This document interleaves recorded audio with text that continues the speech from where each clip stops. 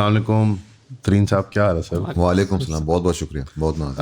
ہمارے ساتھ آج پروفیسر شیر علی ترین ہیں، فرینکلن اینڈ مارشل کالج کے پروفیسر ہیں، تھیولوجی کے اور ساؤتھ ایشین اسٹڈیز کے، ریلیجس اسٹڈیز کہیں گے جی، ریلیجس اسٹڈیز کے. اور پیچھے سے آپ کا تعلق جو ہے وہ کوئٹہ سے ہے، اور ساتھ نے انسسٹ کیا تھا کہ ہم بتائیں کہ آپ ایتھنکلی پشتون ہیں. بٹ آئی تھنک شیر علی ترین تھوڑا سا گیو اوے ہے. کیا حال ہے سر؟ آپ کا وزٹ کیسا؟ بہت بہت نوازش، بہت شکریہ. پاکستان کا ٹھیک جا رہا ہے ٹور آپ کا؟ الحمدللہ الحمدللہ. کافی ٹاکس اور کافی وہ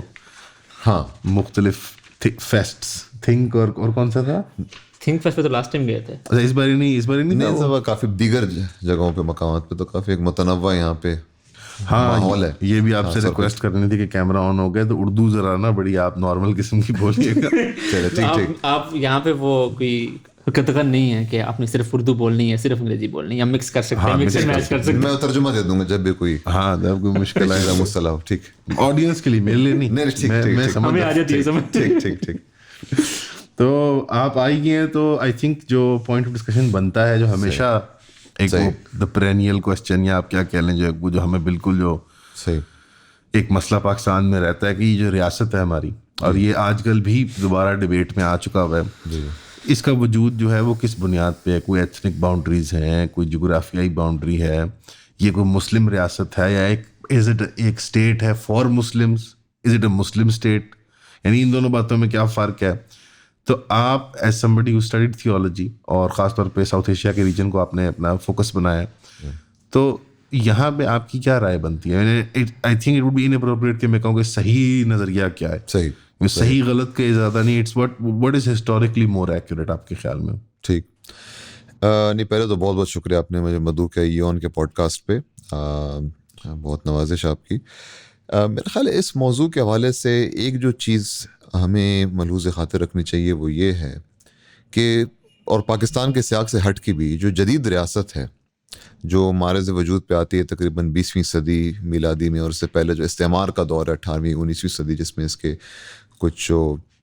بنیادی اس کے جذور ہیں، جو اس کی جڑیں ہیں، پھر اس سے مابعد الاستعمار جدید ریاست کا قیام آتا ہے. اس کی ایک بڑی خاص نوعیت اور حیثیت ہے، اور یہ بات بہت ضروری ہے اور اہم ہے کہ اس سے پہلے جو ریاستیں تھیں یا سیاسی طاقتیں تھیں، مختلف قسم کے حکمران آئے، ان کا جو اپنے باشندوں کے ساتھ ایک رویہ رہا یا تعلق رہا، یا جو جس قسم کے طاقت سے وہ تعلق برقرار رہا، وہ جو طاقت ہے اور جدید ریاست کی جو طاقت ہے، اور جس سے وہ اپنے شہریوں کے ساتھ ایک تعلق جوڑتے ہیں اور اس تعلق کے ذریعے ان کا تحکم کرتے ہیں، ان کو کنٹرول کرتے ہیں. تو جدید ریاست کی جو یہ ایک ہم کہہ سکتے ہیں نا کہ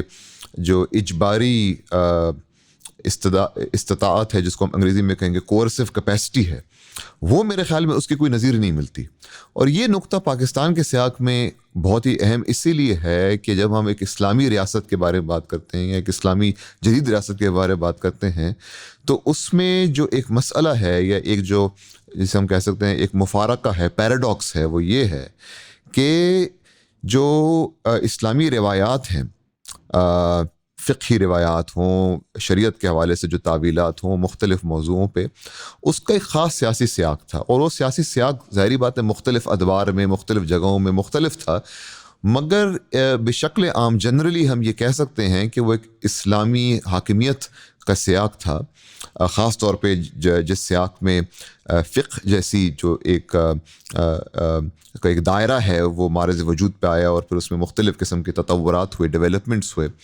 تو وہ جو سیاسی سیاق ہے اس کی اور جدید ریاست کے درمیان کبھی کبھی مماثلت تو دیکھ سکتے ہیں. وہاں بھی قوانین تھے، وہاں بھی باشندے تھے، وہاں بھی ایک ریاست تھی جس کی حاکمیت تھی، جس کو برقرار رکھنا تھا، جس کا نفاذ کرنا تھا. مگر جو اس کا دائرہ کار تھا، اور جس انداز میں وہ اپنے باشندوں کا تحکم کرتی تھی، اور جو اس کی پھر سے وہ جو استطاعت تھی، جو کیپیسٹی تھی،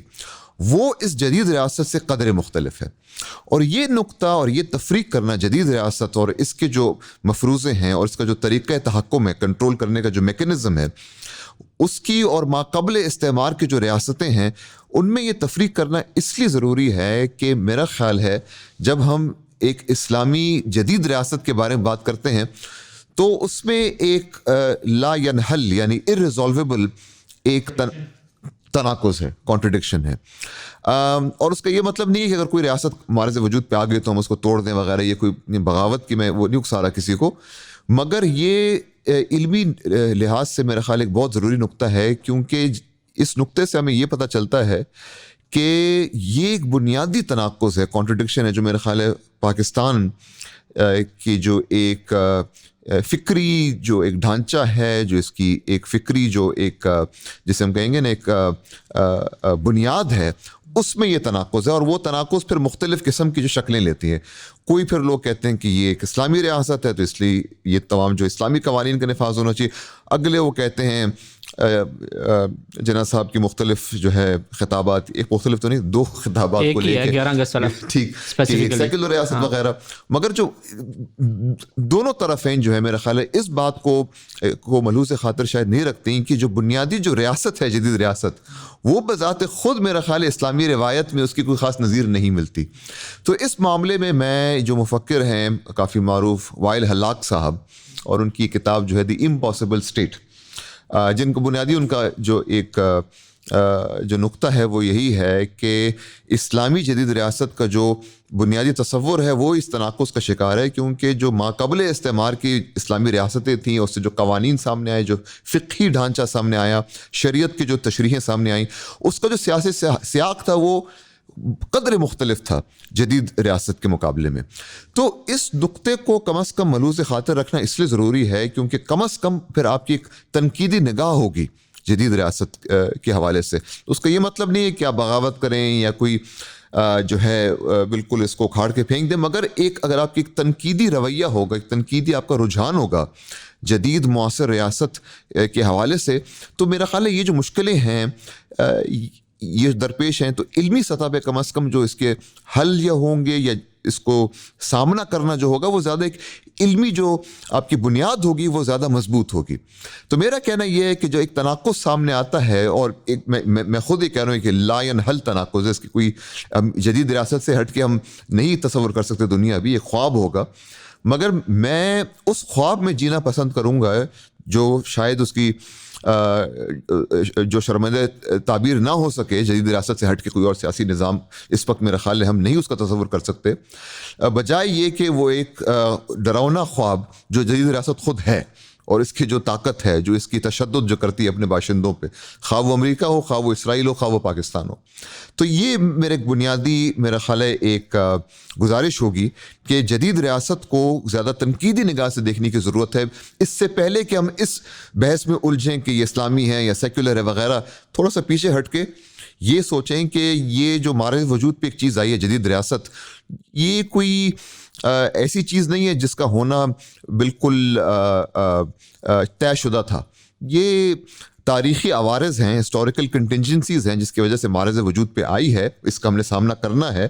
مگر ایک تنقیدی رویے کے ساتھ. تو یہ میں گزارش کروں گا آپ کے سوال کے جواب میں. السلام علیکم. لوگ بار بار ایک سوال پوچھتے ہیں کہ کون سی بکس میں شوق سے پڑھتا ہوں, تو ہم نے یہ سوچا کہ انشاءاللہ ہم ایک بک کلب بنا لیں جس کے اندر ماہوار ہم ایک کتاب کو کور کریں, اور یہ منتھلی 4 کلاسز بنیں گی انشاءاللہ. اس کے اندر ہم 12 کتابیں ایک سال کے اندر کور کریں گے. ایک لسٹ ہے بکس کی, میں آپ کو یہاں ڈسپلے کر دیتا ہوں, اور یہ ٹینٹیٹیو لسٹ ہے. اس میں میں نے کچھ اکنامکس کی کتابیں رکھی ہیں, کچھ پولیٹیکل سائنس کی, اور کچھ تھوڑی جو نوٹی گورنمنٹس کی جو مس گیونگز ہوتی ہیں اور ان کے اوپر جو انویسٹیگیٹو جرنلسٹ نے کام کیا ہوا ہے. ہماری کلاسز جو ہوں گی وہ انٹرٹیننگ ہوں گی, فن ہوں گی, لیکن سبجیکٹ میٹر جو ہے سیریس ہوگا. میں ریکمینڈ کروں گا کہ آپ فزیکلی جوائن کریں, لیکن اگر آپ کو فزیکلی جوائن کرنے میں دقت آتی ہے, آپ پاکستان میں نہیں ہیں, آپ لاہور میں نہیں ہیں, تو ان کے لیے پھر زوم کی آپشن اویلیبل ہے, اور ان کو ایکولی ایز مچ ایکسیس ملے گا بک کلب کا. ان کی ہم ایک سیپریٹ واٹس ایپ کمیونٹی بھی بنا دیں گے آپ کی, تاکہ ہم وہاں پہ نوٹس بھی شیئر کر پائیں اور ان بکس کو تفصیل میں ڈسکس کر کے hopefully we make friends as well انشاءاللہ. تو اس کی فیس جو مقرر ہے آپ ویب سائٹ پہ دیکھ سکتے ہیں, یہاں پہ آپ کو لنک مل جائے گا. تو I hope to see you there at the book club انشاءاللہ. See you soon.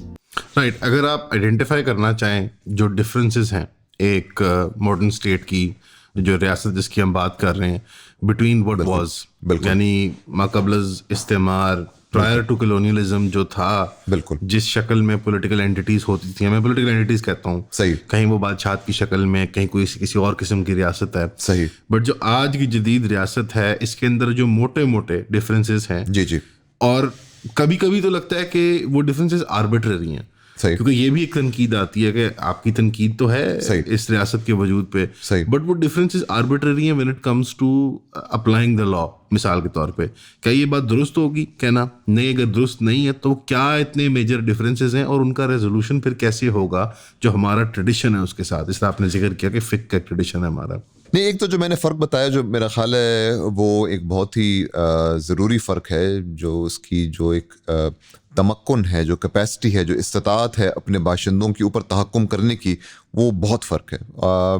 شاید جو عملیات ہیں, جو میکنزمز ہیں, اس میں مماثلت ہو, مشابہت ہو بسا اوقات, مگر جو بنیادی طاقت ہے, جیسے بہت ہی سادہ الفاظ میں جو جدید ریاست کی طاقت ہے, میرا خیال ہے وہ ماقبل استعمار کے ریاستوں سے اس کا مقابلہ ہم نہیں کر سکتے. ایک تو یہ. دوسرا یہ اپنے قوانین کی بات کی, اور بہت ہی ضروری یہ نقطہ ہے کہ جدید ریاست کے خاصہ یہی ہے کہ اپنے باشندوں میں جو ان کی آبادی ہے, جس کے اوپر وہ تحکم کر رہے ہیں, جس کے اوپر اپنی حاکمیت کا نفاذ کر رہے ہیں, ان کے جو آپس میں تعلقات ہیں, اس کی جو بنیادی ذمہ داری ہے وہ ریاست نے اختیار کر لی ہے کہ کچھ اقلیت ہیں, کچھ اکثریت میں ہیں, جو اور ان کا آپس میں جو تعلق ہوگا, اور یہ تعلق جو ہے وہ تشدد یا کسی اس قسم کے جو ہے مسائل میں نہ الجھ جائے جس سے ہماری حاکمیت اثر انداز ہو. تو اپنی حاکمیت بچانے کے لیے جدید ریاست کی کوشش ہوتی ہے کہ اپنے باشندوں کے درمیان جو تعلق ہے اس کا وہ تحکم کرے, اور وہ تحکم پھر کیسے کرتے ہیں؟ قانون کے ذریعے, قوانین کے ذریعے. تو جدید ریاست کا ایک جو بنیادی خاصہ ہے, جو میرا خیال ہے اس کی ہم تفریق کر سکتے ہیں ماقابل استعمار کے ریاستوں سے, یا سیاسی جو وہاں پہ نظامیں تھے, جو نظم تھے, ان سے, وہ یہی ہے کہ جدید ریاست کی سب سے اولین ترجیح یہ ہوتی ہے کہ دائرہ عامہ میں ایک طرح کا نظام برقرار رہے, ایک طرح کا جو ہے کوئی اتنی ہلچل نہ ہو جس سے ان کی اپنی حاکمیت اثر انداز ہو. اور پھر وہ کیسے کرتے ہیں؟ قوانین کے ذریعے. اب جیسے سب سے اس کی زبردست مثال ہے یہ جو MPO والا قانون ہے, مینٹیننس آف پبلک آرڈر, یعنی دائرہ عامہ میں ایک قسم کا اپنے نظام برقرار رکھنا. یہ استعماری ایک قانون ہے جو ابھی مختلف ممالک میں اس کا نفاذ ہوتا ہے, پاکستان میں, مصر میں وغیرہ. تو اس کا جو بنیادی خاصہ ہے وہ یہی ہے کہ باشندوں کے آپس میں تعلق رہیں, اقلیتوں اور اکثریت کے درمیان بحث و مباحثہ بھی ہو, جو بھی ہو, مگر جب وہ دائرہ عامہ کا جو امن ہے اور جو استحکام ہے اس پہ جب اثر انداز ہونا شروع ہو جائے, پھر ریاست کے پاس یہ طاقت ہے کہ اس میں مداخلت کرے اور وہ جو استحکام ہے, جو آرڈر ہے دائرہ عامہ میں, پبلک آرڈر ہے, اس کو وہ ممکن بنائے. تو طریقہ کار یہی ہے کہ جب ہماری حاکمیت کسی چیز سے اثر انداز ہونے لگے باشندوں کے آپس میں تعلق کے حوالے سے, تو ہم اس میں مداخلت کریں گے اور ہم وہ پھر معاملات سلجھائیں گے تاکہ ہماری حاکمیت جو ہے وہ اثر انداز نہ ہو. اس قسم کے جو قوانین ہیں, میرا خیال ہے اس کا ماقبل استعمار میں بہت کم نظیریں ملیں گی. حال ہی میں ایک مناقشے ڈسکشن کا میں حصہ تھا, تو کسی نے یہ مثال پیش کی کہ پرانے زمانے میں بھی اور ماقبل استعمار کی جو ریاستیں تھیں وہاں بھی جو ہے الحاد کا مفہوم تھا کہ آپ نے اگر کسی قسم کے اعتقاد جو اس وقت کی جو طاقتور ہیں ان کے اعتقادات سے اس کا اختلاف ہے, تو پھر وہ جو ہے انہوں جیل میں ڈالتی تھی اور جو ہے ان کی تعاقب بھی کرتی تھیں. تو وہ بھی اس زمانے کا MPO ہے. مگر یہ میرا خیال ہے صحیح استدلال نہیں ہوگا, کیونکہ ٹھیک ہے وہاں بھی قدغنیں تھیں, وہاں بھی کچھ جو ہے قوانین تھے, مگر جدید ریاست کی جو طاقت ہے اور اس کی جو دلچسپی ہے دائرہ عامہ میں اس قسم کی ہلچل نہ ہونے سے اور یا اس قسم کا نظام نہ ٹوٹنے سے جن میں ان کی اپنی حاکمیت اثر انداز ہو, یہ میرا خیال ہے جدید ریاست کا ایک خاصہ ہے جو ماقبل استعمال ہم نہیں دیکھتے. یہ اب as a consequence of technology آپ کہہ رہے ہیں یا as some thing unique about the modern state? کیونکہ اگر as a consequence of technology ہے کہ جو منوپلی آف وائلنس ہے اسٹیٹ کی, وہ اتنی آل انکمپسنگ ہے کہ اس کا مقابلہ کرنا ناممکن ہو چکا ہے. کیا یہ وجہ ہے یا دیر از سم تھنگ یونیک؟ بیکاز ابھی تک آپ کے فریم ورک میں کوئی یونیک یا کوئی ایسا خاصا نہیں بتایا جا رہا جدید اسٹیٹ کا کہ وہ پرٹیکولرلی کنسرنڈ ہے پبلک آرڈر کی مینٹننس کے ساتھ. یعنی اور تھوڑی سی جو آپ نے پکچر پینٹ کی ہے پاسٹ کی, وہ ایسی ایک انارکیکل پکچر ہے کہ شاید وہ ہماری کنسیپشن آف ریئلٹی میں ایکسیپٹیبل نہیں ہے کہ یار پبلک آرڈر اسٹیٹ نہیں مینٹین کرتی یا اسٹیٹ نہیں انٹرسٹڈ مینٹین کرنے میں. تو یہ ذرا مطلب مجھے اس پہ ذرا وضاحت کر دیجیے گا کہ یہ کانسیکوینس ہے ٹیکنالوجی کا بالکل یا کوئی پرٹیکولر انٹرسٹ ہے ماڈرن اسٹیٹ کا؟ میرا خیال ہے اس کی وضاحت اس سے ہو سکتی ہے کہ اگر ہم ترکیز کریں, فوکس کریں جو ریاست اور باشندوں کا جو آپس میں تعلق ہے اس تعلق کی نوعیت پر اگر ہم تھوڑی دیر ترکیز کریں تو میرا خیال ہے اس سے یہ جو ہے مسئلہ حل تو نہیں ہو سکتا مگر زیادہ اس میں ہم کچھ پیش رفت کر سکتے ہیں. یہ جو ایک مفروضہ ہے کہ جدید ریاست کی جو حاکمیت ہے وہ اس کے جو باشندوں کی خود ارادیت ہے یا باشندوں کی جو ان کی امنگیں ہیں اس کی ترجمانی کرتی ہے کہ گویا جدید ریاست کی حاکمیت اور جو شہری ہیں جو باشندے ہیں اس ریاست میں اس کے حدود کے اندر ان کی جو امنگیں ہیں جو ان کی جو خود ارادیت ہے اس کی عکاسی اور اس کی ترجمانی یہ ایک ادارہ کرتا ہے جسے ہم جدید ریاست کہیں گے. اور جو باشندے ہیں وہ اپنی جیسے آپ نے کہا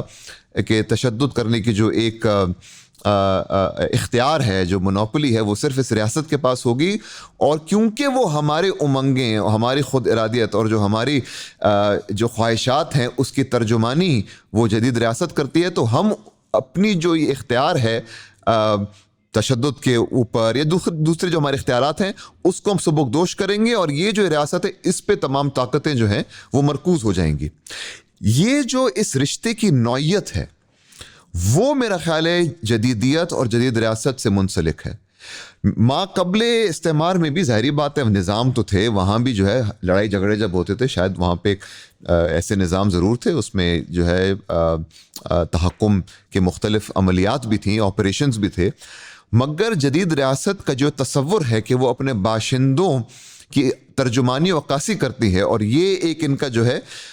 جو ایک رشتہ ہے وہ اس قسم کی نسبتوں میں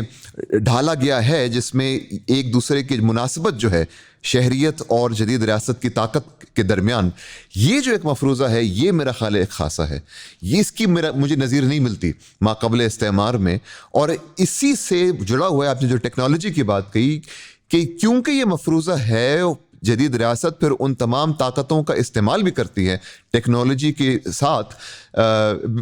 بشمول ٹیکنالوجی جس سے اس قسم کی حاکمیت کا پھر نفاذ ہو سکے. تو جدید ریاست کی جو جیسے ہم اگر بر صغیر کے سیاق میں دیکھیں 1870 کی دہائی میں پہلی وسیع طور پہ وسیع النطاق مردم شماری ہوتی ہے سینسس ہوتی ہے جس سے وہ کیا کرتے ہیں تمام جو مردم شماری ہوتی ہے اور تمام جو معلومات کو اکٹھا کرتے ہیں کہ ہمارے یہ جو ایک خطہ ہے جس کے اوپر ہمارا حکم صادر ہوتا ہے اس میں کون سے لوگ ہیں کتنے ہندو ہیں کتنے مسلمان ہیں کتنے سکھ ہیں کتنے مسیحی ہیں یہ ان تمام مردم شماری ہو گئی. تمام جو ہے گھر گھر گئے دستک دی گھروں پہ ساتھ میں ایک گورا ہوتا تھا ساتھ میں ان کے جو ہے مترجم ہوتا تھا ہندوستان سے اور پھر ان کو ایک فارم پکڑا دیا جاتا تھا کہ آپ بتائیں آپ اپنی شناخت اس ڈبے میں داخل کریں مسلم ہیں ہندو ہیں سکھ ہیں جو ہیں اس سے پھر ہم اپنے جو ہے شمارے نکالیں گے اور پھر جب الیکشن ہوں گے انتخابات ہوں گے پھر ہمیں پتہ ہوگا کہ اس ملک میں اتنے زیادہ ہندو ہیں اتنے زیادہ مسلم ہیں اتنے زیادہ مسیحی ہیں وغیرہ. آپ سوچئے کہ اس قسم کی چیز مردم شماری جو ہمارے نزدیک ایک بہت آج کل جو ہم کہیں گے ایک معمول کی عملیت ہے مگر کتنا بڑا یہ جو ہے ایک فرق پڑ گیا جس میں پہلی دفعہ ہندوستان کے خطے میں لوگوں پر یہ مجبوراً اپنی شناخت کو ایک کاغذ کے ڈبے میں انہیں ڈالنا پڑا اور پھر اس کے شمارے نکلے پھر اس سے پتہ چلا کہ ہاں اچھا ہم 5000 ہیں تو وہ 10,000 ہیں. پھر جب انتخابات ہوئے تو اقلیت اور اکثریت میں جو تفریق ہے جو فرق ہے وہ بھی زیادہ مرسوخ ہوتی گئی. تو لوگوں کے اپنے جو تصور ہیں کہ ہم اقلیت میں سے ہیں یا اکثریت میں سے ہیں اور پھر اپنے جو ہمارے جو مصلحتیں ہیں ان کا ہم تحفظ کیسے کر سکتے ہیں. تو یہ تمام جو ایک نظام ابھرتا ہے اس سے اور تمام جو تصورات ابھرتے ہیں اپنی شناخت کے حوالے سے وہ جدید ریاست کی جو طاقت ہے اور جدید ریاست کی جو تحکم کرنے کی ایک استطاعت ہے جو کیپیسٹی ہے اسی سے وابستہ ہے. اس قسم کی عملیات جو ہیں سینسس جیسے مردم شماری جیسے ما قبل استعمار میں میرا نہیں خیال ہے کوئی نظیر ملے گی. تو یہ میرے کچھ گزارشات ہیں. مطلب جو اس سے پہلے اسلامی ریاستیں تھیں مختلف مطلب حکمران آئے گئے ایمپائرز بنے ان کے ہاں بھی تو کوئی تصور ہوتا ہوگا کہ اتنے کو ہماری پاپولیشن میں ہندو مسلمان سکھ وغیرہ وغیرہ ہیں اور یہ ان کے ایریاز ہیں جہاں انہوں نے ان کو کارڈن آف کیا ہوا ہے. بالکل وہ بات دیکھیں آپ نے کہا کہ شناخت کا جو ایک تصور ہے وہ بڑا ایک مطلب جیسے فارملائز ہو گیا وہ ایک اسٹرکچر کے اندر آ گیا بالکل اور وہ احساس جیسے اصل ہو گیا. یعنی وہ ریئلائز ہو گیا, ایکچولائز ہو گیا کہ دیکھو ہم 5,000 ہیں یا 3,000 ہیں. بالکل بالکل. تو مطلب سوال ایک ساتھ بھی پہلے ڈسکس کر رہا تھا کہ ایسا کوئی واضح ڈفرینس نہیں نظر آتا کہ جو مسلمانوں کی ریاستیں تھیں پہلے صحیح یا بادشاہ تھیں جو بھی چیزیں تھیں صحیح وہ, اور اس میں صرف کی فارملائزیشن کا فرق تھا یا انٹروڈکشن آف ٹیکنالوجی کا فرق تھا. صحیح. دو اسٹیٹس کیا وہ ریاستیں بھی اپنے لوگوں کی ترجمانی نہیں کر رہی ہوتی تھی ان سینس؟ بہت اچھا سوال ہے آپ کا. تو جو واضح فرق ہے وہ یہ ہے, ٹھیک ہے ماقبل استعمال مختلف سیاقات میں لوگوں کو پتا تھا کہ میں مسلمان ہوں, وہ ہندو ہے, وہ میرا جو ہے ہمسایہ جو ہے وہ سکھ ہے, اور پھر ان کی جھڑپیں بھی ہوتی تھی, جھگڑے بھی ہوتے تھے. تو آپ کی بات بالکل صحیح ہے کہ تمام جو مسائل ہیں, جو جھڑپیں ہیں اور جو اختلافات ہیں بین المذاہب وغیرہ, اس کو ہم سب کو استعمار پہ نہیں ڈال سکتے, یہ بات بالکل ٹھیک ہے. مگر جو واضح فرق ہے وہ یہ ہے کہ استعماری سیاق کے دوران اور اس کے بعد یہ ایک مفروضہ جو سامنے آتا ہے کہ جو ہمارے جو آپس میں جو فرق ہے یا آپس میں جو اختلاف ہے اور جو ہمارا آپس میں رشتہ ہے اقلیت اور اکثریت کا, جو بنیادی ایک ادارہ ہے جس کی ذمہ داری ہے کہ وہ ہمارے رشتے کا تحکم کرے, اور اگر ہمارا رشتہ کسی ایسی جگہ بڑھ جائے جس سے اس ادارے کی طاقت یا حاکمیت اثر انداز ہو, تو وہ ادارہ مداخلت کر کے ہمارے رشتے میں جو ہے مداخلت کرے گی اور پھر اس کو یا سنوارے گی اور بگاڑے گی. یہ جو ایک مفروضہ ہے کہ ایک بنیادی طاقتور ادارہ ہے جس کے ماتحت انسانی رشتوں کے آپس میں جو تعلق ہے اس کا تحکم ہوگا, میرا خیال ہے یہ تصور اور یہ جو ایک مفروضہ ہے جس حد تک مرسوخ ہوا اور جس حد تک اس کو ایک جیسے ہم کہیں گے ایک طبیعی طور پہ دیکھا گیا, جیسے کہ نیچرل یہ ایک ظاہرہ ہے, فینومینن ہے, وہ میرا خیال ایک واضح فرق ہے. اور یہ جو جدید ریاست کی نوعیت ہے اور اپنے باشندوں سے تعلق کی جو نوعیت ہے وہ میرا خیال ہے وہ ایک بہت ہی واضح قسم کا فرق ہے. اچھا ہم ویسے سوری جی اگر میں آپ کی بات نہیں کاٹ رہا تو نہیں بالکل, ہم دیکھتے ہیں ایک پورا اسٹینڈ ملتا ہے ہمیں جدیدیت کے اندر بھی. مولانا وحید الدین خان صاحب جس کے بانی کہا جاتا ہے, اس کے اندر ان کی بڑی مشہور کتاب ہے اسلام در جدید کا خالق. صحیح. تو جو بات آپ کر رہے ہیں اس پورے پس منظر میں وہ جو ڈسکورس ہے کہ ہم نے بنائی ہے پہلی ویلفیئر اسٹیٹ, مدینہ کی اسلامی ریاست, تو آپ تو کہہ رہے ہیں کہ یہ مطلب ویری مطلب جو وائڈ ہلاک کا تھیسس ہے کہ Islamic state as a concept is oxymoronic. صحیح. تو وہ پھر کہاں بیٹھتا ہے اس پوری بحث کے اندر؟ بالکل نہیں, میرا خیال یہ بہت اچھی ایک مثال ہے مدینہ کی ریاست. بسا اوقات جو اس کا حوالہ دیا جاتا ہے وہ یہ دیا جاتا ہے کہ حالانکہ وہ ایک مسلم ریاست تھی مگر اس میں اقلیتوں کے ساتھ بہت اچھا برتاؤ ہوتا تھا, اور ایک جو رشتے تھے اقلیتوں کے ساتھ, یہود و نصارہ کے ساتھ, اس میں باقاعدہ مدینہ کی ریاست میں یہ مکتوب ہو گیا تھا کہ وہ رشتے جو ہیں عدل و انصاف کے بلبوتے پہ قائم رہیں گے, اور یہ ایک اسلامی جو اقدار ہیں ان میں سے ان کو باقاعدہ اس کا اندراج ہو گیا. مگر جو اس پہ لوگ احساس نہیں کرتے کہ ٹھیک ہے عدل و انصاف وغیرہ اس میں بہت تشدید تھی, اس پہ ترکیز تھی مدینہ کی ریاست میں, مگر پھر بھی جو فرق مراتب ہیں وہ پھر بھی وہاں تھے. یہ نہیں تھا کہ مطلقاً جو ہے مساوات پر وہ نہیں مبنی تھی, فرق مراتب پھر بھی تھے کہ آخر کار فرق مراتب کی انگریزی کر دینا, ہائرارکی پھر بھی وہاں تھی مسلم اور غیر مسلم کے درمیان. تو یہ ایک میرا خیال ہے بہت جدیدیت کے تناظر میں جب ہم دیکھتے ہیں وہ ریاست وغیرہ, اور یہ اچھی بات بھی ہے حوالے دینا, مگر وہ یہ کوئی جدید جو ریاست کا جو تقاضا ہوتا ہے کہ تمام باشندے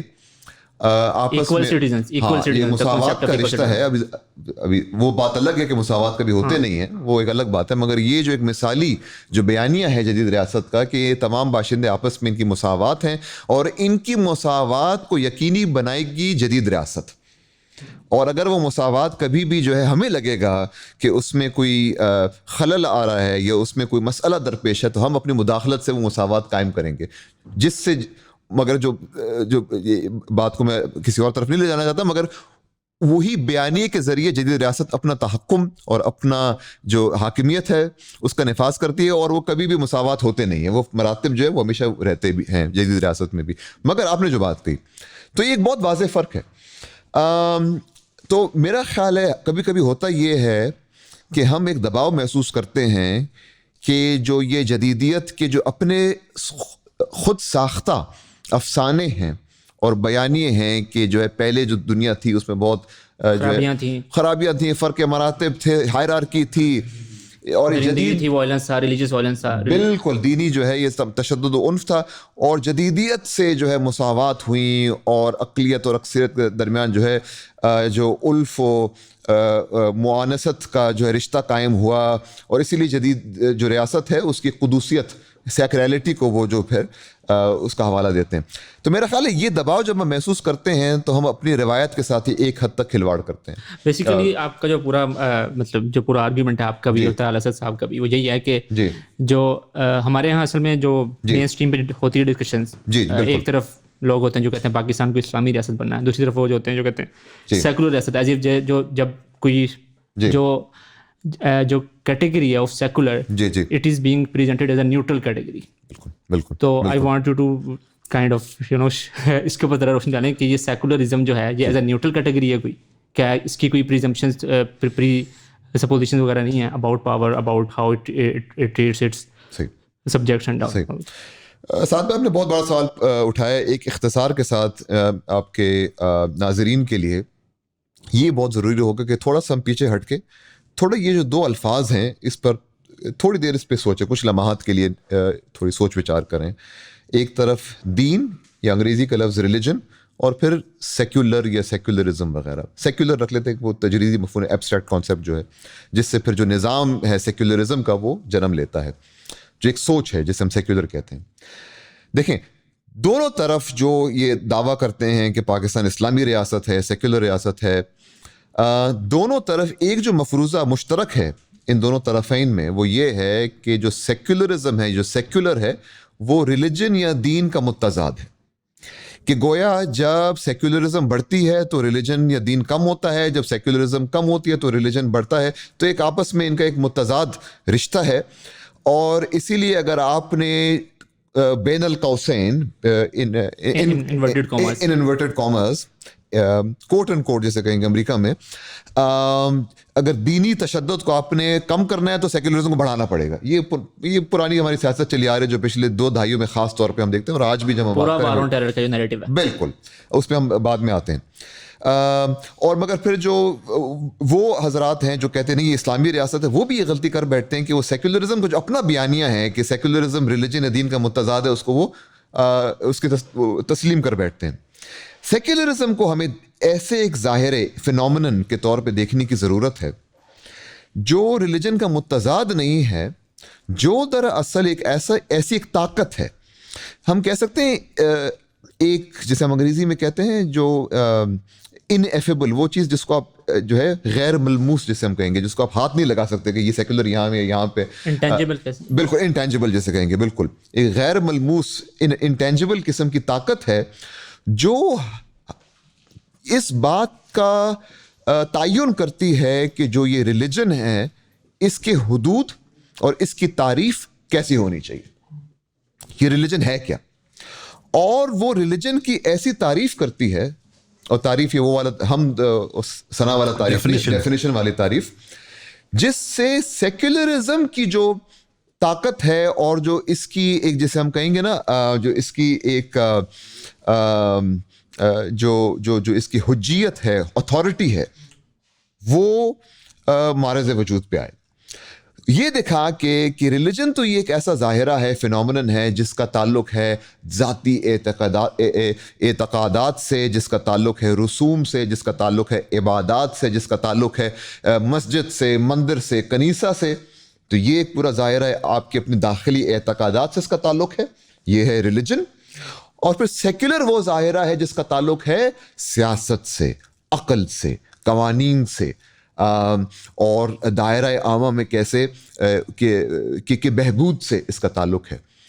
اور یہ جو ایک بہت سے مفکر ہیں جن کے ذریعے ہمیں یہ سیکولرزم کا بیانیہ سامنے آتا ہے, مگر اس میں سب سے زیادہ تو نہیں, سب سے میرا خیال ہے پر اثر میں سے ایک جو مفکر ہیں مغرب کے جنہوں نے اس بیانیہ کو بالکل بہت فروخت بھی دیا, اور انہی کے زیر سایہ میرا خیال ہم چل رہے ہیں ابھی تک معاصر دنیا میں, خواہ وہ پاکستان ہو, خواہ وہ امریکہ ہو, خواہ وہ جہاں بھی ہو, ہندوستان ہو, وہ ہے جان لاک. یہ 17ویں صدی کے جو مفکر ہیں, جان لاک کا یہ بڑے دلچسپ ایک موقف تھا, اور وہ یہ تھا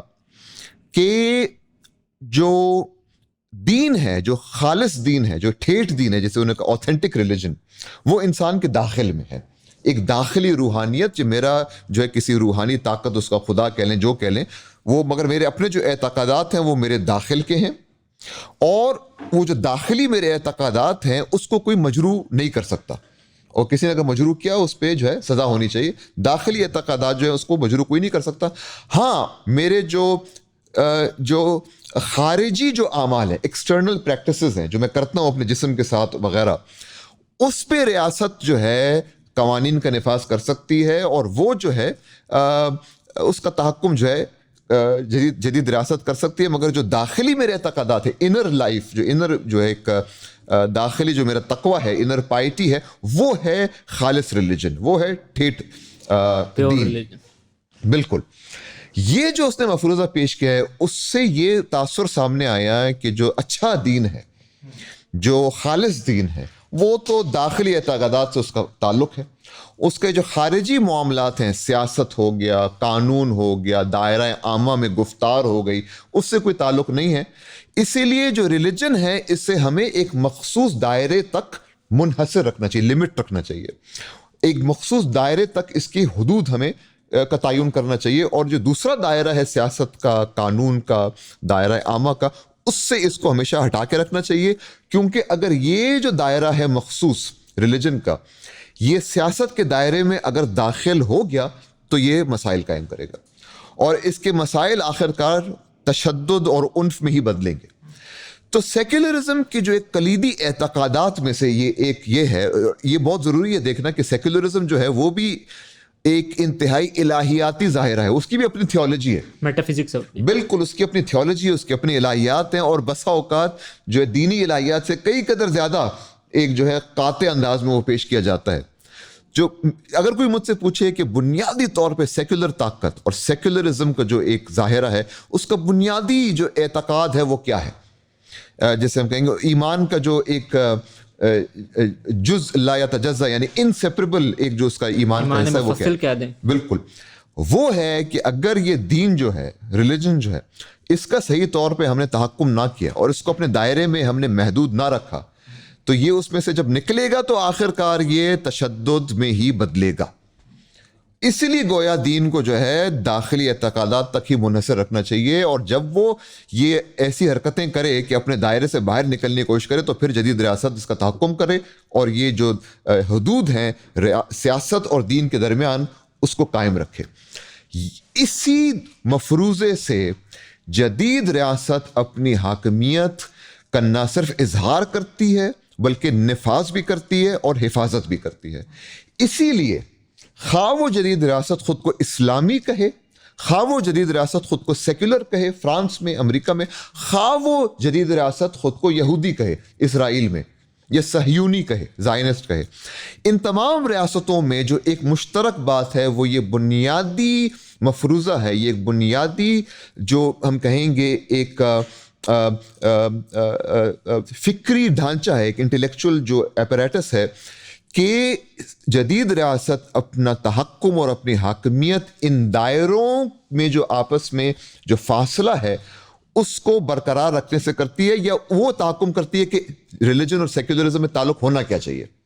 اور وہ یہ نہیں کر پاتی کیونکہ جدید ریاست کی جو طاقت ہے اس کی بھی کچھ حدود ہیں, اور اسی لیے پھر ہم ہر قسم کے مخمصے اور مسائل کا شکار ہوتے ہیں مختلف سیاقات میں. میں آخری توضیح یہ کر دوں کہ کوئی بولے گا وہ آپ نے امریکہ, فرانس اور اسرائیل کو جو ہے پاکستان کو سب کو ساتھ جوڑ دیا. سیکولرزم کی جو شکل ہے, جو پرانی صورت ہے, جو اس کے جو نتائج ہیں وہ ہر جگہ الگ ہو سکتے ہیں, ان کی ایک اپنی تاریخ ہے, ان کی اپنی مخصوص وہ پیرایا ہے, مگر یہ جو بنیادی اس کا فکری ڈھانچہ ہے جدید ریاست کا وہ ان تمام سیاقات میں ایک مشترک بات ہے, ایک شیئرڈ چیز ہے, اور اس کا ہم نے ادراک ہمیشہ کرنا چاہیے. اور اسی سے ہم یہ کہہ سکتے ہیں کہ اگر آپ نے استعمار کی تنقید کرنی ہے,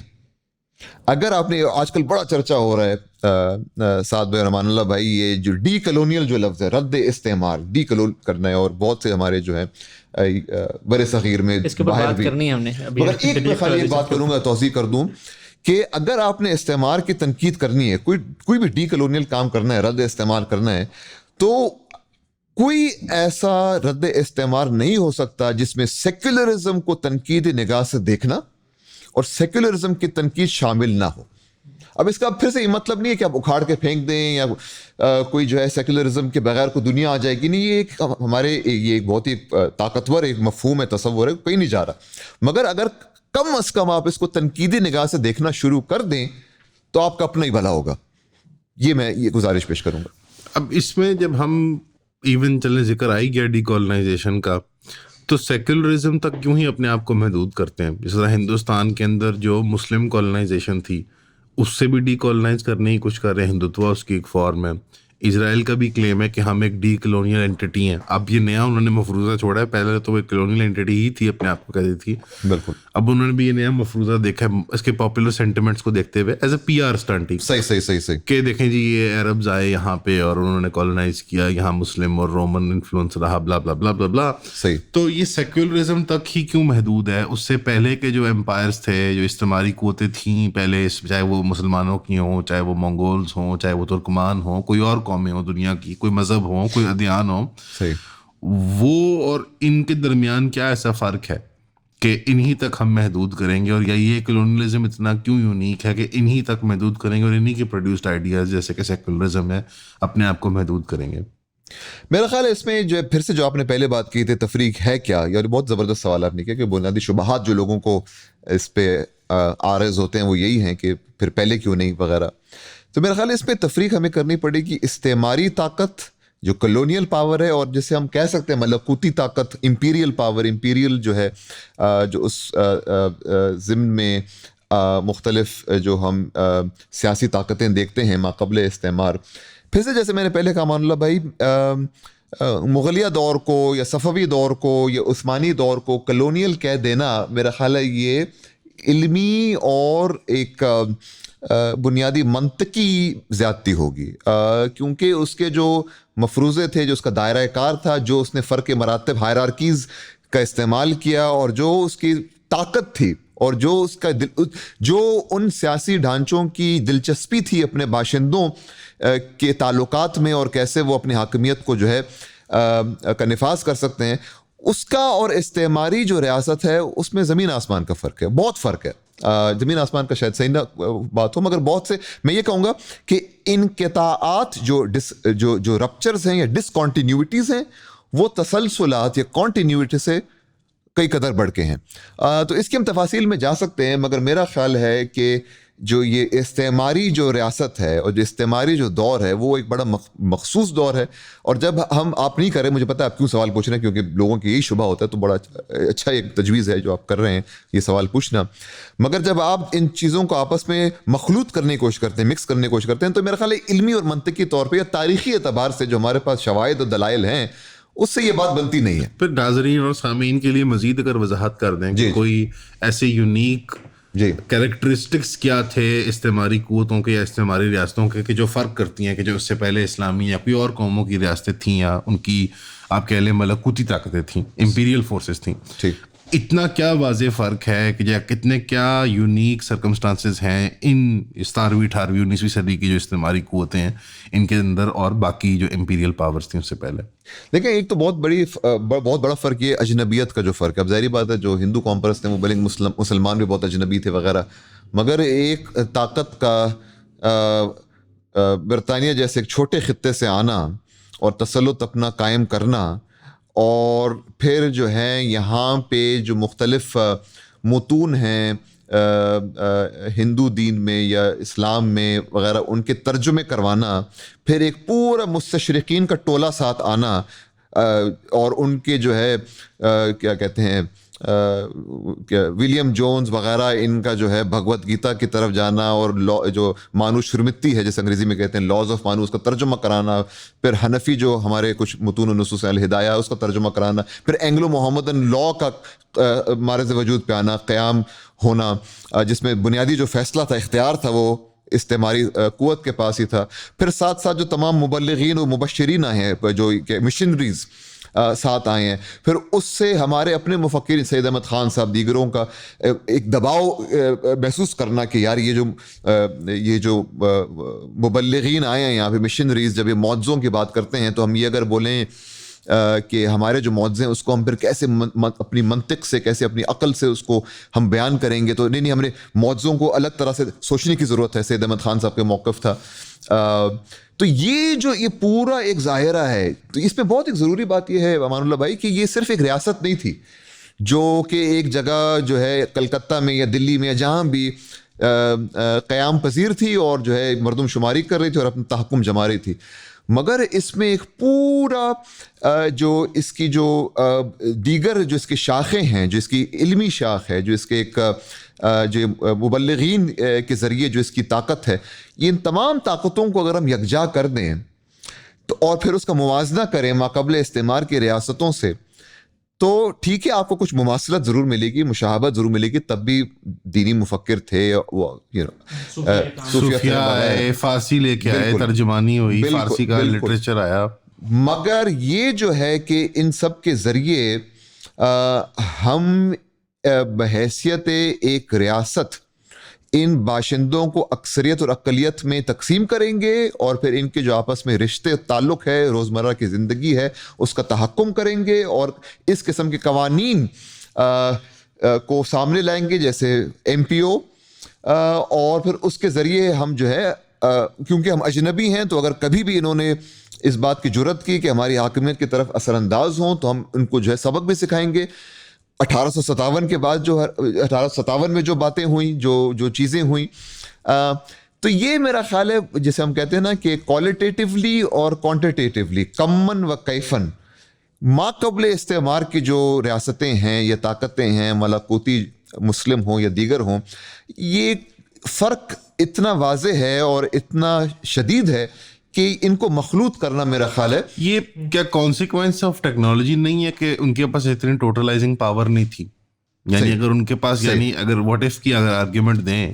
کہ اگر ان کے پاس بھی اتنی ٹوٹلائزنگ ٹیکنالوجی ہوتی, صحیح, وہ بھی یہ کرتے تو وہ بھی یہ سب کچھ کرتے. ہو سکتا ہے, مگر ہوا تو ایسے نہیں. تو اس میں ایک بات میں بھی ایڈ کروں گا, مجھے ایک بات ایڈ بھی کرتا ہوں. بہت سارے لوگ نا کنورسیشن کو, ظاہر سی بات ہے, ہم اس کی کمپلیکس چیز کو اپریشیٹ نہیں کر پاتے. لارڈ میکالے کا بڑا ایک مشہور ہے کہ ایک کلاس کریٹ کی انہوں نے برٹش کے اندر. انہوں نے کہا کہ ڈیوڈ جو اس طرح کے ہوں گے لیکن but they will think like us. بالکل بالکل. تو پورا جو مطلب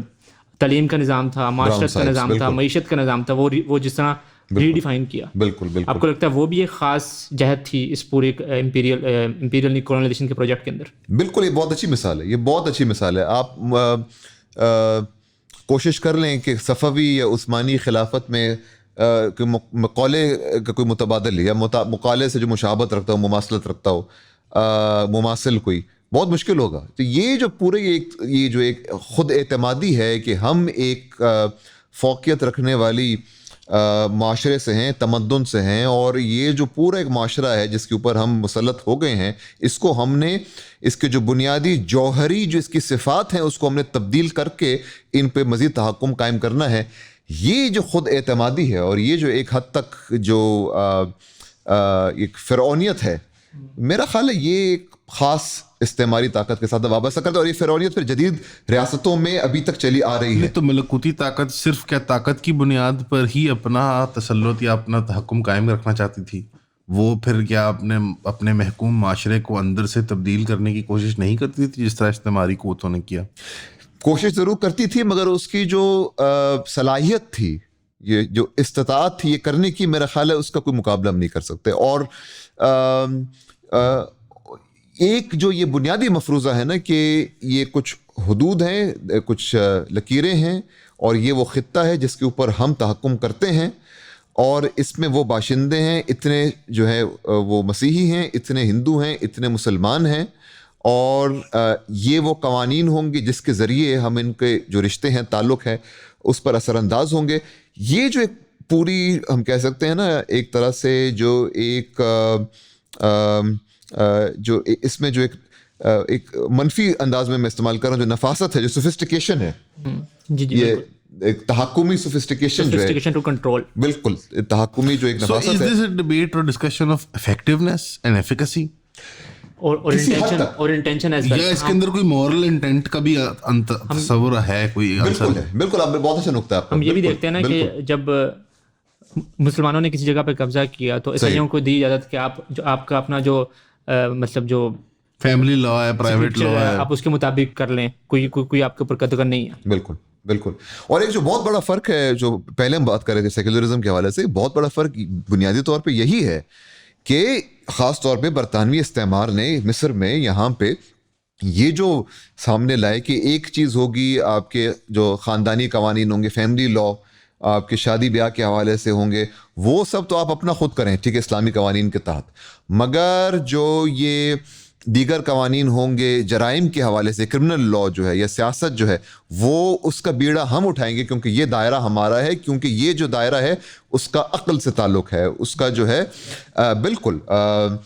یہ جو دینی معاملات ہیں اس سے تعلق نہیں ہے. تو یہ جو بنیادی تفریق ہے امان اللہ بھائی اور سعد بھائی, میرا خیال ہے یہ ایک بنیادی فرق ہے, یہ محوری فرق ہے. میرا خیال ہے آپ کے ناظرین کے لیے بات آسان کرنے کے لیے یہ اسی فرق پہ اگر ہم تھوڑی توجہ ڈالیں کہ یہ جو بنیادی فرق ہے, یہ دائرات حیات کو ایسے منقسم کر دینا کہ یہ دائرہ جو ہے دین اور شادی اور بیاہ اور خاندانی تعلقات کے حوالے سے, اور یہ دائرہ جو ہے وہ عقل اور جرائم اور سیاست کا ہے, یہ جو بنیادی ایک تفریق ہے اس کی میرا نہیں خیال کو نظیر میں لے گی. لیکن اگر جو ملکوتی قوتیں ہیں مسلمانوں کی بھی, وہ پرائیویٹ فیملی لا کے اندر لیٹ سے ہندوؤں کو الاؤ کرتے ہیں کہ آپ ستی کر لیں, آپ نکاح جیسے کرنا ہے اپنا کریں, شادی جیسے توڑنی اپنی کریں, مال کا بٹوارا وغیرہ, صحیح. لیکن جو پبلک آرڈر کی مینٹیننس ہے وہ تو کسی نہ کسی شکل میں فقہ کا ہی استعمال کرتے تھے. تو فرق صرف یہ ہے کہ پبلک آرڈر مینٹیننس جو ہے وہ ان کے دینی ٹریڈیشن سے ہو رہا ہے یا سیکولر علوم سے ہو رہا ہے. فرق بنیادی یہ ہے, بہت اچھا آپ نے اضافہ کیا, فرق بنیادی یہ ہے کہ جو یہ بنیادی جو الفاظ ہیں, جو مفاہیم ہیں, کیٹیگریز ہیں, پبلک پرائیویٹ, یہ فینٹیسی نہیں ہے, یہ بنیادی تفریق نہیں ہے ما قبل استعمار میں. اب آپ دیکھ لیں, کوئی اگر دیکھ لیں, اگر وہ بولیں گے جس کا ابھی پبلک پرائیویٹ کے یہ دائرہ عامہ, دائرہ خاصہ, اور یہ دائرہ عامہ کی حدود و قیود, دائرہ خاصہ میں یہ ہوگا, تو یہ جو بنیادی جو تفریق ہے کہ پبلک, اور یہ ایک بات بہت ناظرین کے لیے مہم ہے کہ یہ جو بنیادی جو ہم دیکھتے ہیں نا, جو تقسیمات, جو بائنریز ہیں کہ ریلیجس سیکولر, دینی سیکولر, پبلک پرائیویٹ, عقل اور ایک طرح سے جو ہے جیسے وہ سپرسٹیشس جو کہتے ہیں انہیں, وہمی, عقلی وہمی, بھی بات کرتے ہیں. بالکل. یہ تمام جو تقسیمات ہیں, یہ تمام جو بائنریز ہیں, یہ آپس پہ ان کا دیرینہ تعلق ہے. یہ تمام یکجا جب ہوتے ہیں, تمام تصورات, ان سب کا یکجا ہونا اور ان کے یکجا ہونے سے جو ایک طاقت جو سامنے آتی ہے, اس طاقت کا نام ہے سیکولر. یہ کوئی چیز نہیں, یہ تمام مختلف جو مفروضے ہیں, تمام مختلف تصورات ہیں جو آپس میں ان کا دائرینہ تعلق ہے, یہ جب یکجا ہوتے ہیں اور اپنا طاقت کا اظہار کرتے ہیں اور جدید ریاست کے طاقت کا سرچشمہ بنتی ہے, یہ بنیادی طور پہ ہے وہ غیر ملموس, انٹینجبل طاقت جس کو ہم سیکولر کہہ رہے ہیں, جس سے آپ کا یہ رویہ بنتا ہے کہ دین ہے کیا, اس کی حدود کیا ہیں, اس کی تعریف کیا ہے, اس کی قیود کیا ہیں, اور پھر جو اس سے پھر بنیادی طور پہ جو سیکولرزم کا اپنا بیانیہ ہے وہ ہمیں ایسے لگتا ہے, ایسے محسوس ہوتا ہے کہ دنیا تو ہمیشہ ہی ایسی تھی, یہ تو بالکل طبیعی بات ہے. تو اس کا جو اپنے ذات کو, سیکولر پاور کا, سیکولر طاقت کا اپنی ذات کو ایک طبیعی ظاہرہ بیان کرنا, ایک نیچرل فینومینن بیان کرنا, یہی اس کی طاقت کا ایک خاصہ ہے. اور جس کو اگر ہم تنقیدی نگاہ سے دیکھیں تو یہ جو طاقت ہے اس کو کسی حد تک کمزور کہہ لیں یا کسی حد تک اس میں شبہ ڈالنے کی اشد ضرورت ہے. اصل میں میرے خیال سے ہم اب تھیوری پہ ہم نے کافی سیرت گفتگو کر لی ہے, ہم اس کو لے کر آتے ہیں وار آن ٹیرر کے اوپر, اور میرے خیال سے وہ بات عام ناظرین کے لیے آسان بھی ہو جائے گی پک کرنا, کیونکہ the way the whole discourse played into the role of war on terror, بالکل, جس کے اندر ایک باقاعدہ ایک خاص طبقے کو ٹارگٹ کیا گیا, انہیں ڈی ہیومنائز کیا گیا, اور آج تک کیا جا رہا ہے. ہم فلسطین میں دیکھ رہے ہیں کیا ہو رہا ہے. تو میں چاہ رہا ہوں اس کے اوپر ذرا آپ روشنی ڈالیں کہ کس طرح یہی کیٹیگرائزیشن ایک طبقے کو ڈی ہیومنائز کرتی ہیں, انہیں to make them into a target. کہ وہ جو جوڈتھ بٹلر کی کتاب ہے مورننگ کے حوالے سے, if I'm not wrong, صحیح مجھے نام بول رہا ہے کتاب کا, وہ بھی یہ بات کرتے ہیں کہ you dehumanize the target first and then you kill them, کہ تاکہ ان کے اوپر کوئی خاص शोर न मचे। और हमने देखा फिर गुआंतानामो के अंदर क्या कुछ होता रहा, अबू गरीब के अंदर क्या कुछ होता रहा, पाकिस्तान के अंदर क्या कुछ होता रहा। उससे पहले एक पूरा प्रीकर्सर है इस ट्रेडिशन का, जिसके अंदर आपने एक पूरी पॉपुलेशन को, पूरा ग्रुप ऑफ मतलब एक ही सांस में हमारा लिबरल तबका कहता है कि पश्तून या कोई भी लिसानी जो तहरीक है उसका तशहीर हो, उसका इजहार हो, उसका एहतराम किया जाए, और उसी सांस में जो है खैबर पख्तूनख्वा की कारपेट बमबारी मतलब ये अजीब एक कॉन्ट्रडिक्टरी सा, यानी कि वो और वाले पश्तून है, ये और वाले पश्तून है, ये दाढ़ियों वाले हैं, ये मूंछों वाले हैं, ये टोपियों वाले हैं, पगड़ियों वाले हैं, ये रुमालों वाले हैं, अल्लाह जाने ये लाल टोपियों वाले हैं। बिल्कुल बिल्कुल, यानी एक अजीबो गरीब सी कैटेगराइजेशन ऑफ ह्यूमन बीइंग जो है। And that sorry just add further, वो जो फिर जो उसके अंदर जो उन्होंने एक और क्रिटिक की और एक खास जो उन्होंने अपनी तरफ से एक लेजी रीडिंग ऑफ ट्रेडिशन की, और उसमें उन्होंने देखा कि सूफी बड़े सॉफ्ट हैं, तो उन्होंने एक सूफीज़ को प्रमोट करना स्टार्ट किया। सडनली 2017 के अंदर जब खातिम हुसैन साहब आए, उन्होंने कहा हो गलती हो हमसे गलती हो गई। सही नहीं बहुत बहुत ज़रूरी नुक्ता है, और आप सही कह रही है। मेरा ख्याल है अगर एक दो मिसालें हम दे दें तो उससे बात आगे बढ़ सकती है। एक जो मिसाल मैं शुरू करना चाहता हूँ, जिससे वो एक अमेरिका की मिसाल मैं आपको देता हूँ। अमेरिका में जब भी हम देखते हैं कि कोई दहशतगर्दी का वाक़या होता है, दहशतगर्दी ना भी हो, किसी मॉल में किसी ने को हलाक कर दिया वगैरह, कोई बंदे मर गए जहाँ भी, तो जो पहला सवाल जो उठता है वहाँ के अखबारात में और टीवी वगैरह पे, वो ये है कि उसकी जिसने ये कत्ल किया या जो भी दहशतगर्दी की, उसकी नीयत क्या थी, और उसके जो हम कहते हैं ना मोटिवेशन क्या थी, दवाफे क्या थे। और बुनियादी सवाल वो ये है कि भाई ये जो है मुसलमान था या नहीं था, क्योंकि अगर नीयत दीनी है तो ज़ाहिर बात है वो मुसलमान होगा, और दीनी जो है अगर नीयत है तो उसका मतलब है ये एक दीनी तशद्दुद था। अगला सवाल होता है कि वो रेडिकलाइज कैसे हुआ। बिल्कुल। और अगर वो नहीं होता मुसलमान तो होता है कि उसकी जहनी हालत कैसे बिल्कुल ये बिल्कुल। तो क्या वो ऐसा सराइज तो नहीं खा रहा था? सही। इसमें तवज्जो ये करें कि ये जो बुनियादी सवाल है, ट्रम्प का शूटर जो है, हाँ, उसको जहनी मरीज डिक्लेयर कर दिया। बिल्कुल। अभी जो आदमी जो साइबर ट्रक जो फटा ट्रम्प टावर के पास, सही। उसको भी कहा कि उसको पीटीएसडी था, लेकिन जो वो दूसरा आदमी है जो अमेरिकन सिपाही है, बिल्कुल, मेजर नहाले जो भी नाम, जो मुसलमान है, कभी उसका मुसलमानों का नाम, वो यहूदियों वाला नाम भी उसका सामने आया, अल्लाह जानता है। सही। वो जैकेट थी, वो काली जैकेट लगी हुई थी, उन्होंने कहा उसके ट्रक के पीछे काली जैकेट लटकी हुई थी, उन्होंने कहा दाइश का झंडा है। सही। तो मगर तवज्जो तलब बात वो ये है कि आप बुनियादी मफरूज़ा क्या है। बुनियादी मफरूज़ा ये है कि एक दायरा हयात है जिसको हम कहते हैं रिलीजन। अब मैं अंग्रेजी का लफ्ज़ इस्तेमाल कसदन कर रहा हूँ क्योंकि रिलीजन और दीन का मेरा ख्याल कुलियन तर्जुमा हम नहीं कर सकते। रिलीजन एक चीज़ है जिसका हम तायुन कर सकते हैं कि जब किसी की रिलीजियस नीयत होगी या रिलीजियस उसके दवाफे होंगे, मोटिवेशन होंगे, तो हम इसका आराम से तायुन कर सकते हैं कि भाई ये बंदे ने जो तशद्दुद किया, इस बंदे ने जो कातलाना हमले किए, इसकी जो बुनियादी जो अगराज थे, जो इसकी बुनियादी जो इसकी नीयत थी, वो रिलीजियस थी। अब मफरूज़ा उसमें ये है कि रिलीजियस एक ऐसी चीज़ है जिसकी हम बज़ाहिर बड़ी आसानी से तफरीक कर सकते हैं गैर दीन से या नॉन रिलीजियस से, पॉलिटिकल से। तो ये जो बुनियादी मफरूज़ा है, यही वो मफरूज़ा है जो हम देखते हैं इस वक्त फ़लस्तीन में, कि एक रियासत है जिसने नस्ल कुशी के ज़रिए पिछले 1.5 साल में 100,000 से ज़्यादा कम अज़ कम लोगों को मार दिया जी। मगर उसकी मज़म्मत इसलिए नहीं होगी कि वो जदीद रियासत है तो उसको इख्तियार है कि वो अपना तहफ़्फ़ुज़ करे,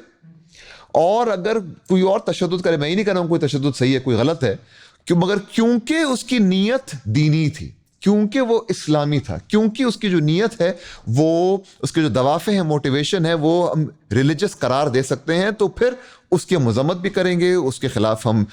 जो है मुहाजमत भी करेंगे, अटैक भी करेंगे, और उसको फिर हम कुचल भी देंगे। तो यही वो मंतिक है जो बुनियादी मफरूज़ा है जिसे हम कहेंगे एक सेक्युलर मफरूज़ा। ये जो पूरी हम गुफ्तगू कर रहे थे नजरी थियोरेटिकल, उसका देरीना ताल्लुक इसी से है, इस बुनियादी मफरूज़े से है। तो ये मतलब जब आपकी एक आपने बात की, और मैंने खुद भी एक आर्टिकल में पढ़ा, मुझे साथ नहीं पढ़ाया था, कि जो फ़िलिस्तीनी कौम की स्ट्रगल है उसका मुस्लिम तशख़्ख़ुस ही उसकी बुनियादी प्रॉब्लम है। इवन कश्मीर, अभी वो इवन कश्मीर। तो अगर پاپولر نیریٹو کے اندر یہ ڈبیٹ چل رہی ہے کہ اگر کوئی سیکولر موٹیویشن ہو, کوئی سیکولر موٹیویشنز ہوں تو وہ ایک جائز اسٹرگل سمجھی جاتی ہے, اور اگر کچھ ریلیجس موٹیویشنز ہوں یا آئیڈینٹی بیس, ریلیجس آئیڈینٹی بیس, ایون ایتھنک اور لسانی آئیڈینٹی کو نیگیٹیولی نہیں ویو کیا جاتا بیکاز وہ in the realm of the secular آ جاتی ہیں. بالکل, صرف یہ ریلیجس آئیڈینٹی یا موٹیویشن ہی یونیک ہے کہ یہ کوئی بہت ہی کوئی وحشیانہ یا درندگی پر مبنی ہے یا کچھ امپلیسٹی اس کے اندر کچھ برائی ہے. تو یہ اگر پاپولر نیریٹو واقعی میں ایسے ہی ہے دنیا کے اندر, اور ہم جو ہے کیونکہ وہ ڈرائیونگ سیٹ میں نہیں ہے دنیا کی, تو مسلمانوں کے لیے بہتر نہیں ہے کہ وہ مطلب یہ ایک منافقانہ سا لبادہ اوڑھ لیں اور کہیں کہ یار ہم پارلیمنٹری پروسیس کے تھرو کریں گے یا ہم کو پاپولر ووٹ کے تھرو کرتے ہیں, یا یہ یعنی اپنی ایک مسلم تشخص اپنی تحریکوں کا ختم کر دیں, چاہے فلسطین کی بات ہو, کشمیر کی بات ہو. مطلب سریا کے اندر آپ کو ایک اٹیمپٹ نظر آتی ہے اس طرح کی, اسی طرح کی کہ یار پی آر کی اور ایستھیٹکس کے مقصد کے لیے یار ہم تو مطلب ایک جیسے ایک قومی تحریک ہیں جو باؤنڈری تک حدود ہیں سریا کے, اور اس میں سب قومیں شامل ہیں. یہ اسلام ہمارا کلچر ہے, ہمارا دین ہے, لیکن وہ ہماری موٹیویشنز نہیں ہیں. تو بنیادی مسئلہ جو ہے اس سیکولر مفروضے کا وہ یہ ہے کہ اس سے پھر جو ایک اور مفروضہ نکلتا ہے وہ یہ ہے کہ جدید ریاست اگر آپ ملاحظہ کریں تو معاصر ریاست کی جو تشدد کرنے کی امکانیت ہے, پوٹینشیل ہے, اور جو واقعی میں جتنا تشدد اس نے کیا ہے, خواہ وہ امریکہ ہو, خواہ وہ اسرائیل ہو, خواہ وہ ہندوستان ہو, خواہ وہ پاکستان ہو, اور آپس میں بہت فرق بھی ہے ان کے, میں سب کو ایک پیرا میں نہیں ڈالنا چاہتا, وہ کسی بھی دینی شخص تحریک سے کئی قدر زیادہ ہے. جتنا معاصر ریاست نے قتل و غارت کی ہے پچھلے چند دہائیوں میں, ریاست کی ذرا ٹرانزیشن بھی کر دینا, مطلب contemporary state, contemporary nation state نے جتنی قتل و غارت کی ہے اور جتنی قتل و غارت وہ کر سکتا ہے اور اس کا اظہار جو کیا ہے, جو واقع باقاعدہ کیا ہے, دکھایا ہے, وہ تو کسی دینی شخص تحریک سے کئی قدر زیادہ ہے. مگر اس کو ہم جو ہے مذمتی انداز میں نہیں دیکھتے, اس کو یہ اختیار حاصل ہے, اور جو کوئی جس کو ہم کہہ دیں دین, میں یہ نہیں کہہ رہا کہ کوئی تشدد اچھا ہے کوئی غلط ہے, یہ کوئی غلط مگر یہ جو ہمارے بحث چل رہی تھی سیکولر اور ریلیجس کے حوالے سے, یہ وہ طریقہ ہے جسے ہم جوڑ سکتے ہیں جدید ریاست کی جو ایک تشدد کرنے کی جو امکانیت اور واقعیت, پوٹینشیلٹی اینڈ ایکچویلٹی, اس سے. اس لیے میں یہ کہوں گا یہ کوئی نظری گفتگو صرف نہیں ہے, سیکولرزم والی گفتگو جو ہے, بالکل اس کے بہت ہی دورس نتائج ہیں. اگر ہم نے ریاستی تشدد کے خلاف آواز اٹھانی ہے تو یہ جو بین القوسین ان انورٹڈ کامرس جو یہ سیکولر جو سیکولرزم کے حوالے سے جو نظری بحثیں ہیں, تھیوریٹیکل ڈسکشنز ہیں, یہ بہت ضروری ہیں. مقصود کہنے کا یہ ہے کہ یہ ایک بہت ہی میرا خیال ہے بدنیتی اور جہالت پر مبنی موقف ہوگا کہ یہ جو تمام سیکولرزم پر تنقیدات ہوئی ہیں, ڈاکٹر طلال اسد صاحب کی, ڈاکٹر صبا محمود اللہ انہیں جنت بخشے, کہ یہ صرف جو ہے کوئی نظری بحثیں ہیں, تھیوریٹیکل بحثیں ہیں, اس کا ہماری روزمرہ کی زندگی سے تو کوئی تعلق ہی نہیں ہے, یہ تجریدی بحثیں, ایبسٹریکٹ بحثیں ہیں. یہ جو ہے اس قسم کا رویہ دکھاتا ہے کہ انہوں نے یہ ان کی کتب اور مقالات کا سے مطالعہ کیا ہی نہیں ہے, اور اس قسم کی جو ہے تنقید پیش کرنا آپ کی اپنی جہالت کی عکاسی کرتا ہے. اور یہ جو بحثیں ٹھیک ہے, بسا اوقات اس میں مشکلات بھی ہیں, بڑے زبردست سوالات آپ نے پوچھے, جدید ریاست کا کیا فرق ہے ماقبل استعمار وغیرہ, یہ سوالات ہونے چاہیے. مگر یہ جو بحثیں ہیں سیکولرزم کے حوالے سے, یہ کوئی صرف دانشگاہوں جامعات تک جو ہے انہیں منحصر نہیں ہونا چاہیے. اور یہ آپ کے جو پوڈ کاسٹ ہے اس کا میرا خیال ہے ایک بہت ہی زبردست نتیجہ جو نکل سکتا ہے وہ یہی ہے کہ بجائے ہم جو ہے ایک فوری رد فعل, جیسے میں نی جرک ریئیکشن کے کسی کو بھی بدعنوان ٹھہرا دیں وغیرہ, کم از کم جب ہم اس بحث میں پڑھتے ہیں اور اس موضوع کو زیادہ ایک علمی نگاہ سے دیکھنے کی کوشش کرتے ہیں, لطافت کے ساتھ, سٹلٹی کے ساتھ, تو یہ بہت ہی ضروری ہے. اور اس کا آپ کی سیاست سے اور روزمرہ کی زندگی سے بہت گہرا اور بہت ضروری تعلق ہے. تو یہ میں ضرور کہنا چاہوں گا کہ جو بیٹھے جو مفکر یہ کہتے ہیں کہ صرف نظری بحثیں ہیں, تو یہ بہت ہی بدعنوانی. وار آن ٹیرر کے اندر اس کی جو ریئل کانسیکوینسز ہم نے دیکھی ہیں, بالکل, مطلب 1 لاکھ سے زائد آدمی قتل ہے پاکستان کے اندر ہی صرف, اور millions across the Muslim world, اور ہزاروں لوگ جیلوں میں بغیر کسی کورٹ ٹرائل کے, بغیر کسی کوئی رجسٹرڈ قانون کے بس اغوا کر لیے گئے, بیچے گئے انسان. تو وہ جیسے ایک بلائنڈ اسپاٹ ہمارے دانشوروں کے اندر ہوتا ہے کہ ہاں اس کے کوئی اس ڈسکشن کے کیا, یہ جو لاکھوں آدمی مروا دی ہیں یہ اسی سبب مطلب مارے گئے ہیں, تو اگر اس پہ ڈسکشن نہیں ہوگی تو وہ صرف ایک علمی شہوت یا کوئی انٹلیکچوئل مطلب کوئی جیسے کوئی وہ ڈبیٹ کے ڈسکورس نہیں ہے, وہ ایک ایکچوئل ریئل ٹینجیبل اس کے معنی ہے. ایون ٹی ایل پی کا مسئلہ مثال کے طور پہ, بلیسفیمی کا مسئلہ ہمارے قانون کے اندر کہ جو تصور ہے شہریت کا بھی عیسائیوں پہ یا غیر مسلمانوں پہ سیم اپلائی کرے گا یہ, یا مسلمانوں کے لیے صرف یہ قانون, یہ ساری ریئل ڈبیٹس ہیں جو ہماری ٹینجیبل لائفز کو افیکٹ کرتی ہیں. اور جب تک کہ سیکولرزم کے اور جو جدید ریاست کے تصور پہ کوئی تنقید نہیں آئے گی تو ان سوالوں کے بھی ہمیں جواب حل کرنے میں بہت مطلب پھر جیسے وہ امپاسبلٹی ہی رہے گی ایک. بالکل ضرور. جی اچھا, ہم نے ایک اور بات اس کے اندر ایک جو کیا کہتے ہیں ریئیکشن ابھر کے سامنے آتا ہے وہ ان دانشوروں کو ہے جو سپوزٹلی اینٹی کولونیل ہیں, اینٹی کیا کہنا چاہیے اینٹی امپیریل ہیں, اور اپنے آپ کو کہتے ہیں ہم دائیں بازو کے ہیں, لیکن انہیں بھی جو اسلامی ایکسپریشن ہے, مسلم ایکسپریشن ہے, ان سے اتنی ہی نفرت ہے, یا ان کا بھی اسلاموفوبک جو ٹینڈنسیز ہے وہ شو ہوتی ہیں. اس کی خاص اگزامپل ہم کشمیر کے اندر لیتے ہیں. اب کشمیر کی جو اسٹرگل ہے وہ روٹیڈ ہے ان آر اسلامک ٹریڈیشن, بالکل, کیونکہ وہ بات کرتے ہیں آزادی کا مطلب کیا, لا الہ الا اللہ. اور اس کے اندر جو اب یہ بھی ایک بڑی جو انڈین سیکولر لوگ ہیں وہ فلسطین کے حق میں, ابھی وہ پرینکا گاندھی صاحبہ انہوں نے فلسطین کا وہ بیگ پکڑا ہوا تھا, لوگوں نے کہا واہ ماشاء اللہ, مطلب یہ اینٹی امپیریل ایک جو آئیکن ہے وہ سامنے آیا ہمارے. لیکن ہم دیکھتے ہیں کشمیر کے اوپر وہ کہتے ہیں بالکل یہ بھارت کا روٹنگ ہے. تو وہاں پہ they are supposedly anti colonial but they are colonisers themselves in a way. بالکل. تو ایک آپ نے جو یہ کتاب لکھی ہے اس کو آپ نے کیا ہے ڈیڈیکیٹ ایک ہندوستان کے فگر کے ساتھ جو جیل کے اندر ہیں, شرجیل امام صاحب کے ساتھ. جی جی جی. تو ان کی ایک اسپیچ ہے, ان کے اندر وہ کہتے ہیں کہ جو مارکسسٹ ہیں ہمارے, جو لیفٹسٹ ہیں, ان کا یہ دوکھلا پن ہے کہ وہ کہتے ہیں کہ آپ جب اللہ اکبر کا بات کریں تو پھر آپ آزادی کی بات نہ کریں. آپ جب مارکس پڑھ کے آئیں, جب آپ کارل مارکس کو پڑھیں گے نا تب آپ آزادی کی بات کر سکیں گے, جب آپ اللہ اکبر پڑھیں گے نا تب آپ آزادی کی بات نہیں کر سکے. بالکل. تو یہ بھی ایک اس کا ایک کیا کہتے ہیں اظہار ہے. سیریا میں بھی نظر آیا ہمیں, جہاں بابا اگر آپ اینٹی امپیریل ہیں اور اگر آپ اسرائیل کے کولونیل پروجیکٹ سے جان چھڑوانا چاہتے ہیں تو آپ کو الاسد خاندان کا امپیریل پروجیکٹ قبول کرنا پڑے گا, یا روس کے اینٹی امپیریل بم جو کہ بچے نہیں صرف داعشی دہشت گرد مارتے ہیں یا وہابی تکفیری مارتے ہیں. ابھی بلکہ ایک بڑا ایک مذاق بن گیا, ہمارے ایک دوست ہیں بنگلہ دیشی بھائی ہیں, وہ یو کے بیسڈ ہیں, جرنلسٹ ہیں, ڈلی حسین. ان پہ مطلب جیسے پوری لیفٹ, ٹویٹر کی لیفٹ نے حملہ کر دیا اسی بنیاد پہ کہ اب نہ پتہ کہ وہ کیا ہے کیا نہیں ہے آدمی, وہ وہابی تکفیری ہے. اب آدمی سنی ہے اس کو وہابی بنا دیا, آدمی جو ہے وہ تکفیری نہیں ہے اس کو تکفیری بنا دی, جیسے کہ یہ گالیاں بنا دی ہیں انہوں نے ہمیں آئیڈینٹیفائی کرنے کے لیے. اور لینگویج وہی ہے, فریم ورک وہی ہے جو کہ وار آن ٹیرر میں امریکہ نے پرووائڈ کیا دنیا کو, یا نیٹو نے پرووائڈ کیا. تو اس کے خلاف یعنی اظہار مسلمانوں کا پولیٹیکل عزائم کا, ان کی پولیٹیکل مینیفیسٹیشن, ان کی ول کی پولیٹیکل مینیفیسٹیشن, وہ ظاہری بات ہے کوئی نہ کوئی مذہبی رنگ ہوگا اس کے اندر, بیکاز وہ اپنے قانون اپنے جو پریکٹسز نارمز ہیں وہ اپنے دین سے ہی وہ کچھ منسلک رکھتے ہیں. تو اس اظہار کی کوئی گنجائش نظر نہیں آتی اس پیراڈائم کے اندر. ہمارے انٹلیکچوئلز نہیں ہیں, دانشور نہیں ہیں, وہ صوفسٹ ہیں, وہ گیانی ہیں, وہ خطیب ہیں, ان کی ان پٹ کی کوئی ویلیو نہیں مانی جاتی. یہ ورڈ یوز کرتے ہیں وہ نا ہمارے ترقی پسند, اپنے اپوزیشن کو ڈیفائن کرنے کے لیے وہ کہتے ہیں ہم ترقی پسند ہیں اور یہ رجت پسند ہے,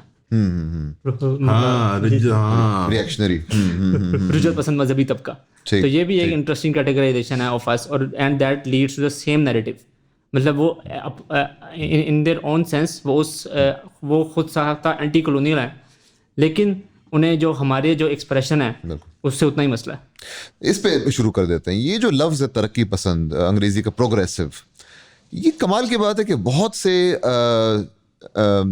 ذو شعور اور بڑے جو ہے ذہین لوگ اس مصطلح کا بغیر تنقیدی نگاہ سے دیکھے ہوئے استعمال کرتے ہیں. بنیادی سوال جو اس میں اٹھتا ہے وہ یہ ہے, جب آپ کہتے ہیں ترقی پسند یا پروگریسو, تو اس کا تعین کون کرے گا کہ وہ جو پروگرس ہے وہ ترقی ہے, اس کی سمت کیا ہوگی؟ ٹھیک ہے، ظاہری بات ہے ترقی پسند جو تحریکیں چلی ہیں انہوں نے بہت جو عاملین ہیں، لیبر ہے، اس کے لیے آواز اٹھائی ہے، امور نسواں پہ بہت ان کی زبردست جد و جہد رہی ہے، تو وہ میں کوئی نہیں انکار نہیں کرنا چاہ رہا اس سے، مگر جو بنیادی جو مفروضہ ہے وہ یہی ہے کہ جو پروگرس ہے، جو ترقی ہے، کیا اس ترقی میں، کیا اس پروگرس میں دینی سوچ، دینی اظہار، دینی اقدار اور دینی سیاست کا کوئی تعلق ہوگا، یا ترقی وہی ایک سیکولر جو ہے الہیات ہے کہ جتنا زیادہ آپ اس راستے پہ گامزن ہو جائیں جس پہ آپ دین کی جو غیر معقول صفات ہیں اس کو آپ پیچھے چھوڑ دیں اور آپ ایک معقول سیاست کا قیام کر لیں، تو یہ جو ایک بنیادی مفروضہ ہے جو 19ویں صدی میں، جو ہیگل میں بھی ہم دیکھتے ہیں، جو ایک آپ کی جو اس کا بھی ترقی کا جو تصور ہے پروگریس کا، تو یہ جو لفظ ہے پروگریسو، اس کی بہت ہی نمایاں اور بہت ہی عیاں سیکولر بنیادیں ہیں جس کو نہیں دیکھا جاتا، اور بنیادی جو ایک مفروضہ ہے وہ یہی ہے کہ جو ہم پہلے بات کر رہے تھے کہ اگر آپ سیاسی احوال میں اور سیاسی امور میں کسی قسم کے دینی بیانیاں یا دینی اقدار یا دینی متون، نصوص، مفکرین اخذ کریں گے تو آخرکار وہ سیاست نہیں رہے گی، آخرکار وہ جو ہے سیاست کی جو ایک تطہیری جگہ ہے، ایک پیور جو اس کا اور پیوریفائنگ جو اس کی جو ایک عمل ہے، وہ اس کا ازالہ ہو جائے گا، وہ خراب ہو جائیں گے۔ تو آپ نے ہندوستان کے سیاق میں جو بات کی، بالکل میرا خیال ہے شرجیل امام جیسا جو ایک مفکر ہے اور ایک بہادر اور ذو شجاعت انسان ہے، اس کا سب سے دلچسپ بات یہ ہے کہ وہ نہ صرف ہندو جو قوم پرست ہیں، ہندو نیشنلسٹ ہیں، وہ اس کے پیچھے لگے ہوتے ہیں، ظاہری بات ہے بی جے پی کی جس حکومت نے اس کو پابند سلاسل کیا ہوا ہے پچھلے 5 سالوں سے، مگر جو وہاں کا جو ایک لبرل طبقہ ہے اور سیکولر طبقہ ہے وہ بھی اس کے بہت مخالف ہیں، اور آواز وہ اٹھائیں گے فلسطینیوں کے لیے، ٹھیک ہے، کیونکہ وہ جو ہے ایک کہتے ہیں نا کیا کول چیز، وہ کیا کہتے ہیں آج کل، وہ ہپ نہیں، وہ کیا ٹرینڈنگ یا لفظ میں بول رہا ہوں آج کل وہ نوجوان لوگ استعمال کرتے ہیں،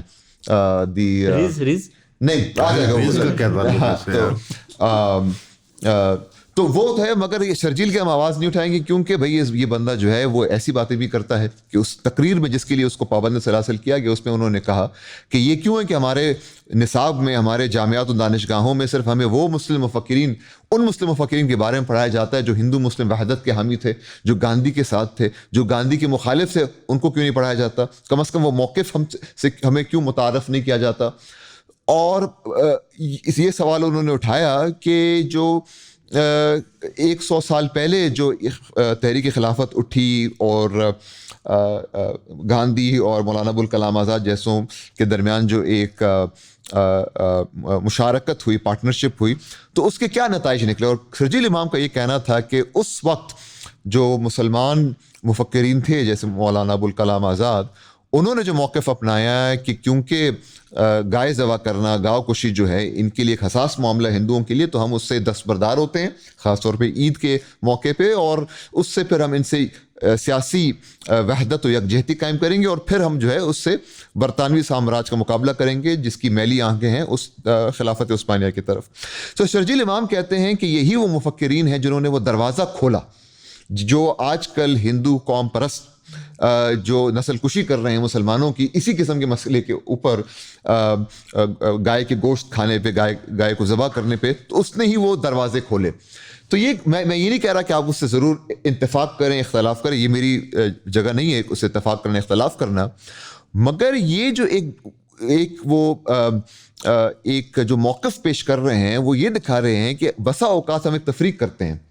کہ یہ جو آج کل ہندوستان میں ہو رہا ہے وہ تو بی جے پی کی وجہ سے ہے، مودی کی وجہ سے ہے، اور RSS کی وجہ سے ہے، ہندو قوم پرست وغیرہ، مگر اس سے پہلے ایک بہت ہی شاندار ہندوستان تھا، سیکولر ہندوستان تھا، دلیپ کمار کا ہندوستان تھا، اور یہ جو ہے یہ بالکل تہس نہس کر دیا ہے مودی نے، اور اس کی وجہ سے ہمیں ہندوستان سے ضرور دوستی کرنی چاہیے، بشرط کہ یہ ہندو پرست جو ہے ہندو حکومت، انڈین حکومت نہ ہو، مگر جو ان کا سیکولر ایک حکومت ہے اس کی طرف ہمیں دیکھنا بھی چاہیے، اور بہت ہی اسے ایک تعظیم کی نگاہ سے دیکھا جاتا ہے، خاص طور پر پاکستان میں۔ پاکستان کے خاص اکیڈیمیا میں بہت ہی ایک عام, یہ میں نے یہ تصور تو میں نے اور جگہوں میں بھی دیکھنا شروع کر دیا ہے, یہ عام لوگوں میں بھی, عام لوگوں میں, اور حتیٰ کہ بہت سے دینی مفکرین میں بھی جو کہتے ہیں کہ وہ ہمارا کشمیر دیکھیں اور ان کا کشمیر دیکھیں, وہاں کتنی زبردست جو ہے ترقی ہو گئی. لیکن یہاں پہ یہ باتیں نا, دو باتیں جن کو ایک کر دی جاتا ہے. ایک جو سوشل پیراڈائم ڈسکس کی جاتا ہے کہ سیکولر انڈیا کتنا وسیع المشربی تھی اور کیا معاملات تھے, اور پھر somehow اس کو جسٹیفائی کرنا ہوتا ہے تو مٹیریل ڈیولپمنٹ کی بات ہوتی ہے. بالکل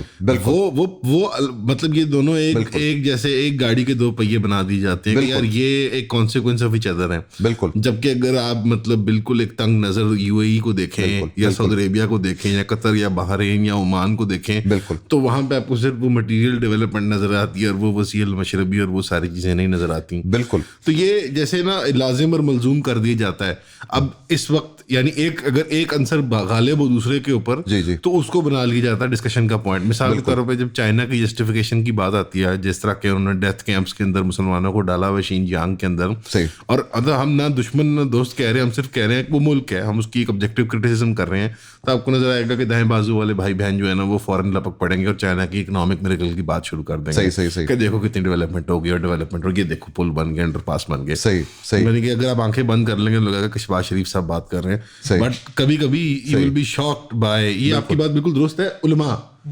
میں بلکہ ایون ایک تبلیغی جماعت کی محفل میں بیٹھا ہوا تھا تو ان کا آنا جانا بہت زیادہ تھا. ظاہری بات ہے وہاں بھی اجتماع وغیرہ ہوتے ہیں, یہاں پہ بھی تو یہی بات کرتے ہیں کہ یار دیکھو جو بھی ہے وہ ڈیولپمنٹ بڑی کر لی ہے انہوں نے, which is somehow justification for any moral ill. بالکل. اور جو شرجیل کا بنیادی گناہ ہے ایک جیسے کہیں گے سیکولر الہیات کے تناظر میں, سیکولر تھیولوجی کے تناظر میں, وہ یہی ہے کہ وہ یہ جو تفریق جس سے بہت لوگوں کے ایک جو ہے ان کے لیے بہت ضروری ہے کہ ہندو پرست قومیت اور سیکولر انڈیا, یہ جو تفریق ہے اس میں وہ ایک شبہ ڈال رہا ہے, رومانٹیسائزیشن آف, اور وہ یہ بنیادی طور پہ کہہ رہا ہے کہ اصل میں ٹھیک ہے کچھ فرق تو ہے, مگر گاندھی کے دینی تصور اور پھر آج کل جو بی جے پی کے حوالے سے ہو رہا ہے اس میں تسلسلات زیادہ ہیں انقطاعات سے. There are more continuities and discontinuities. اب یہ بات جو ان کو بڑی کھٹکتی ہے. پاکستان میں بھی بہت کچھ لوگ ہیں جو کہتے ہیں گاندھی ہیرو تھا, اور گاندھی کو لائنائز کرنے کے اور گاندھی کی فگر کو مسٹیفائی کرنے کے, بالکل, کہ اصل تو, اور یہاں تک بات کی جاتی ہے کہ قائد اعظم ہیرو نہیں تھے, Quaid Azam was not even real politician, the real politician was Gandhi, the real politician was Nehru. اور اس کو جو پورا, اور سب سے مجھے ظاہر سی بات ہے کشمیر کے اندر میرے دوست ہیں, میرے بھائی ہیں, تو پورا جو نہرو کا جو کشمیر کا جو پروجیکٹ تھا جس کے اندر اس نے جموں میسیکر کیا, جس نے 1 لاکھ لوگوں کو قتل عام کیا, بالکل ڈس ریگارڈ کیا جاتا ہے ان کو. تو بالکل مطلب کوئی ہے, وہ تو انسان ہی نہیں تھے جو اس پورے پروگرام کے اندر قتل ہوئے. بالکل. تو نہیں بہت ہی اہم بات ہے, اور اس میں بنیادی بات یہی ہے کہ یہ جو یہ دیکھیں نا, یہ جو ایک رغبت ہے کہ ایک سیکولر سیاسی ڈھانچے کے ساتھ وہ کیسے ایک سیاسی جد و جہد کی نفی کرتی ہے. بنیادی طور پہ مفروضہ یہی ہے کہ ایک سیاسی جد و جہد جس میں دین کا عمل دخل ہو وہ بنیادی طور پہ سیاسی تو نہیں ہو سکتی. یہ ایک بنیادی مفروضہ ہے نا کہ اگر کشمیر میں مجاہدین ہوں گے وغیرہ, جو آپ کی اس کے اتفاق کریں اختلاف کریں, مگر وہ بنیادی طور پہ سیاست نہیں ہے, وہ تشدد ہے, کیونکہ اس کا جو بنیاد, اس کی جو بنیاد ہے, اس کی جو نظری اور فکری بنیاد ہے, اس میں کچھ دینی جو مصادر ہیں یا دینی جو سوچ ہے وہ عمل پیرا ہیں. اور بالکل یہی منطق استعمال ہو رہی ہے فلسطین میں, کہ کیونکہ فلسطین کا جو ایک تشخص ہے اور وہ جو ان کی جو ایک جہاد ہے ایک صہیونی طاقت کے خلاف, ان کے لیے اسلام اس کا ایک جزء لا یتجزا ہے, it's inseparable to their struggle. تو یہ بات بہت ہی ضروری ہے ہمارے لیے کہ یہ جو کشمیر کا سیاق ہے اور فلسطین کا پھر سیاق ہے اور پھر یہ وار اینڈ ٹیرر کا سیاق ہے, کہ آپ ایک طرف تو اینٹی ملٹری ہو سکتے ہیں مگر ڈرون اٹیک میں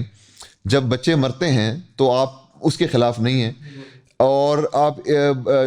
ہر قسم کی جو لال مسجد کے تماشے کو آپ دیکھتے ہیں لائیو ٹی وی پہ کہ بہت اچھا ہوا, بالکل جسٹیفائی کرتے ہیں, اسلام آباد کیپٹل کے اندر ملٹری ایکشن کو جسٹیفائی کرتے ہیں.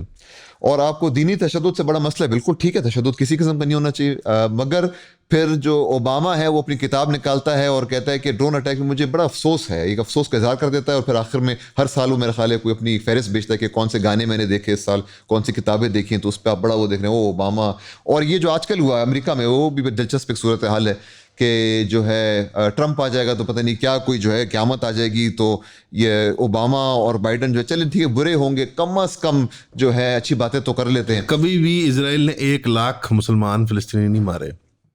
کہ بائیڈن نے مروائے, بالکل بائیڈن نے مروایا. یہ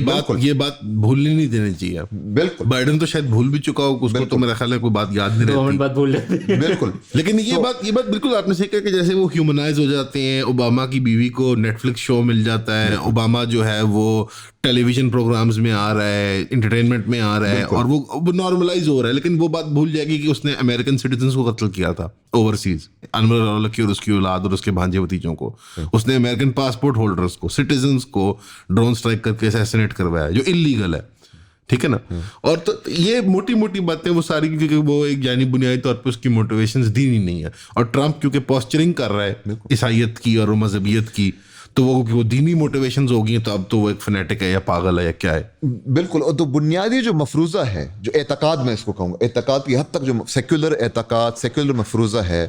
وہ یہ ہے کہ معاصر ریاست جو ہے, نیشن اسٹیٹ جو ہے, اس کے پاس یہ اختیار ہے, یہ طاقت ہے کہ وہ تشدد کرے, وہ قتل کرے, اور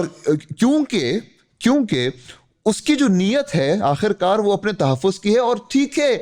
ڈرون اٹیک میں کچھ شاید بچے مر جائیں, خواتین مر جائیں, مگر اس کی بنیادی نیت یہ کرنے کی نہیں تھی, وہ ہو گیا, کولیٹرل ہو گیا. اور اسرائیلی بیان بھی یہی ہے کہ ہماری نیت صرف اپنا حفاظت کرنے وغیرہ تمام جو نسل کشی ہم کر رہے ہیں, ہماری نیت تو جو ہے وہ حماس والی نہیں ہے. تو بنیادی مفروض آپ دیکھیں, توجہ فرمائیں کہ وہ یہ ہے کہ یہ جو متدین جو دینی جو اشخاص ہیں, ان کی نیت ہے ریلیجس, یہ ہم نے اس کا تعین کر لیا. دیکھیں یہ سیکولر مفروض ہے کہ ایک ریلیجس ایک چیز ہے جس کا دائرہ ہم نے تعین کر لیا, اور ہم نے کہہ دیا کہ ان کے جو موٹیویشنز ہیں, ان کے جو دوافع ہیں, ان کی جو نیت ہے وہ ریلیجس ہے. ہماری جو نیت ہے وہ ہے سیاسی, ہم عقل کا استعمال کرتے ہیں, ہم جو تشدد بھی کرتے ہیں تو اپنی حفاظت کے لیے کرتے ہیں, اور بسا اوقات جس کا ہم قتل کر رہے ہیں ان کی بھی مفاد کے لیے کر رہے ہیں کہ اب تو اس سے اچھی پود نکلے گی, افغانیوں کی, فلسطینیوں کے وغیرہ, ہم نے جو ہے ان کا جو ہے صفائی کر دی دہشت گردوں سے وغیرہ. تو یہ جو بنیادی سیکولر مفروضہ ہے کہ تشدد و قتل کا اختیار معاصر ریاست کے پاس ہی ہے, یہ ایک سیکولر مفروضہ ہے. یہ ہے جو سیکولر کی جو ہماری گفتگو ہے اور جدید ریاست کی جو تنقید جس پہ کرنی چاہیے ہمیں, وہ آپس میں اس طرح جڑتی ہے. سب سے جو فنی بات ہندو نیشنلسٹ کرتے ہیں نا, وہ یہ کہ دیش سے بڑھ کے کوئی دھرم نہیں ہوتا. لائک واٹ, لائک یہ جیسے ایک سیلف کانٹرڈکٹری سی بات ہے کہ اب تم ہو ہندو نیشنلسٹ لیکن تمہارے دیش سے بڑھ کے کوئی دھرم نہیں ہے. بالکل. اور جبکہ اگر آپ مسلمان دنیا میں ان سے پوچھیں گے تو وہ کہیں گے ہمارے دھرم سے بھر کے کوئی چیز نہیں ہے, کوئی دیش, کوئی ریاست. طلال اسد صاحب, جو میں آپ کے تمام ناظرین کو ضرور تجویز کروں گا, بیچارے ہندو نیشنلسٹ بھی سیکولر پیراڈائم کو اسکیپ نہیں کر پاتے, اور بہت ڈرتے ہیں وہ. مطلب اب وہ LGBT وغیرہ کے 2-4 ہوئے ہیں ان کے ساتھ, اب ان کو سمجھ نہیں آتی کہ کس بنیاد پہ کوئی کانسٹیٹیوشنل شیک نکالیں تو کہیں کہ یہ حرام ہے یا فتویٰ ہے کسی کورٹ کا, کسی عدالت کا, تو وہ جیسے پھنس گئے ہیں اس کے اندر. طلال اسد جو بڑے نامور مفکر ہیں, محمد اسد جو پاکستان کے قیام کے وقت میں ان کا ایک بڑا ہی ضروری کردار تھا, مولانا مودودی سے ان کے بڑے قریبی تعلقات بھی تھے. بلکہ طلال اسد نے حال ہی میں مجھے ایک واقعہ بیان کیا ہے کہ وہ اسی ٹرک میں تھے جس میں مولانا مودودی اور محمد اسد اور طلال اسد فرنیچر کے اوپر بیٹھے ہوئے تھے, اور مودودی صاحب اور محمد اسد صاحب ٹرک کے آگے تھے. وہ کیسے پٹھان کوٹ سے امرتسر اور پھر لاہور آئے. تو یہ ایک تو طلال اسد صاحب اپنی کی ایک بڑی دلچسپ کتاب ہے, اور وہ ناظرین جس کو تھوڑا سا کوئی یہ ہو کہ مشکل کاتب ہیں, ان کو سمجھنا تھوڑا مشکل ہے, ان کی ایک کتاب ہے جو بہت ہی پرزور بھی ہے اور میرا خیال ہے بہت ہی ایک آسان تو میں نہیں کہوں گا مگر ایک طرح سے اس کی جو انگریزی ہے وہ آسان فہم ہے کسی حد تک. آن سوسائڈ بومبنگ بہت غصے میں لکھا ہے, بہت غصے میں لکھی تھی لگتا ہے. نہیں وہ بڑے تحمل مزاج کے ہیں,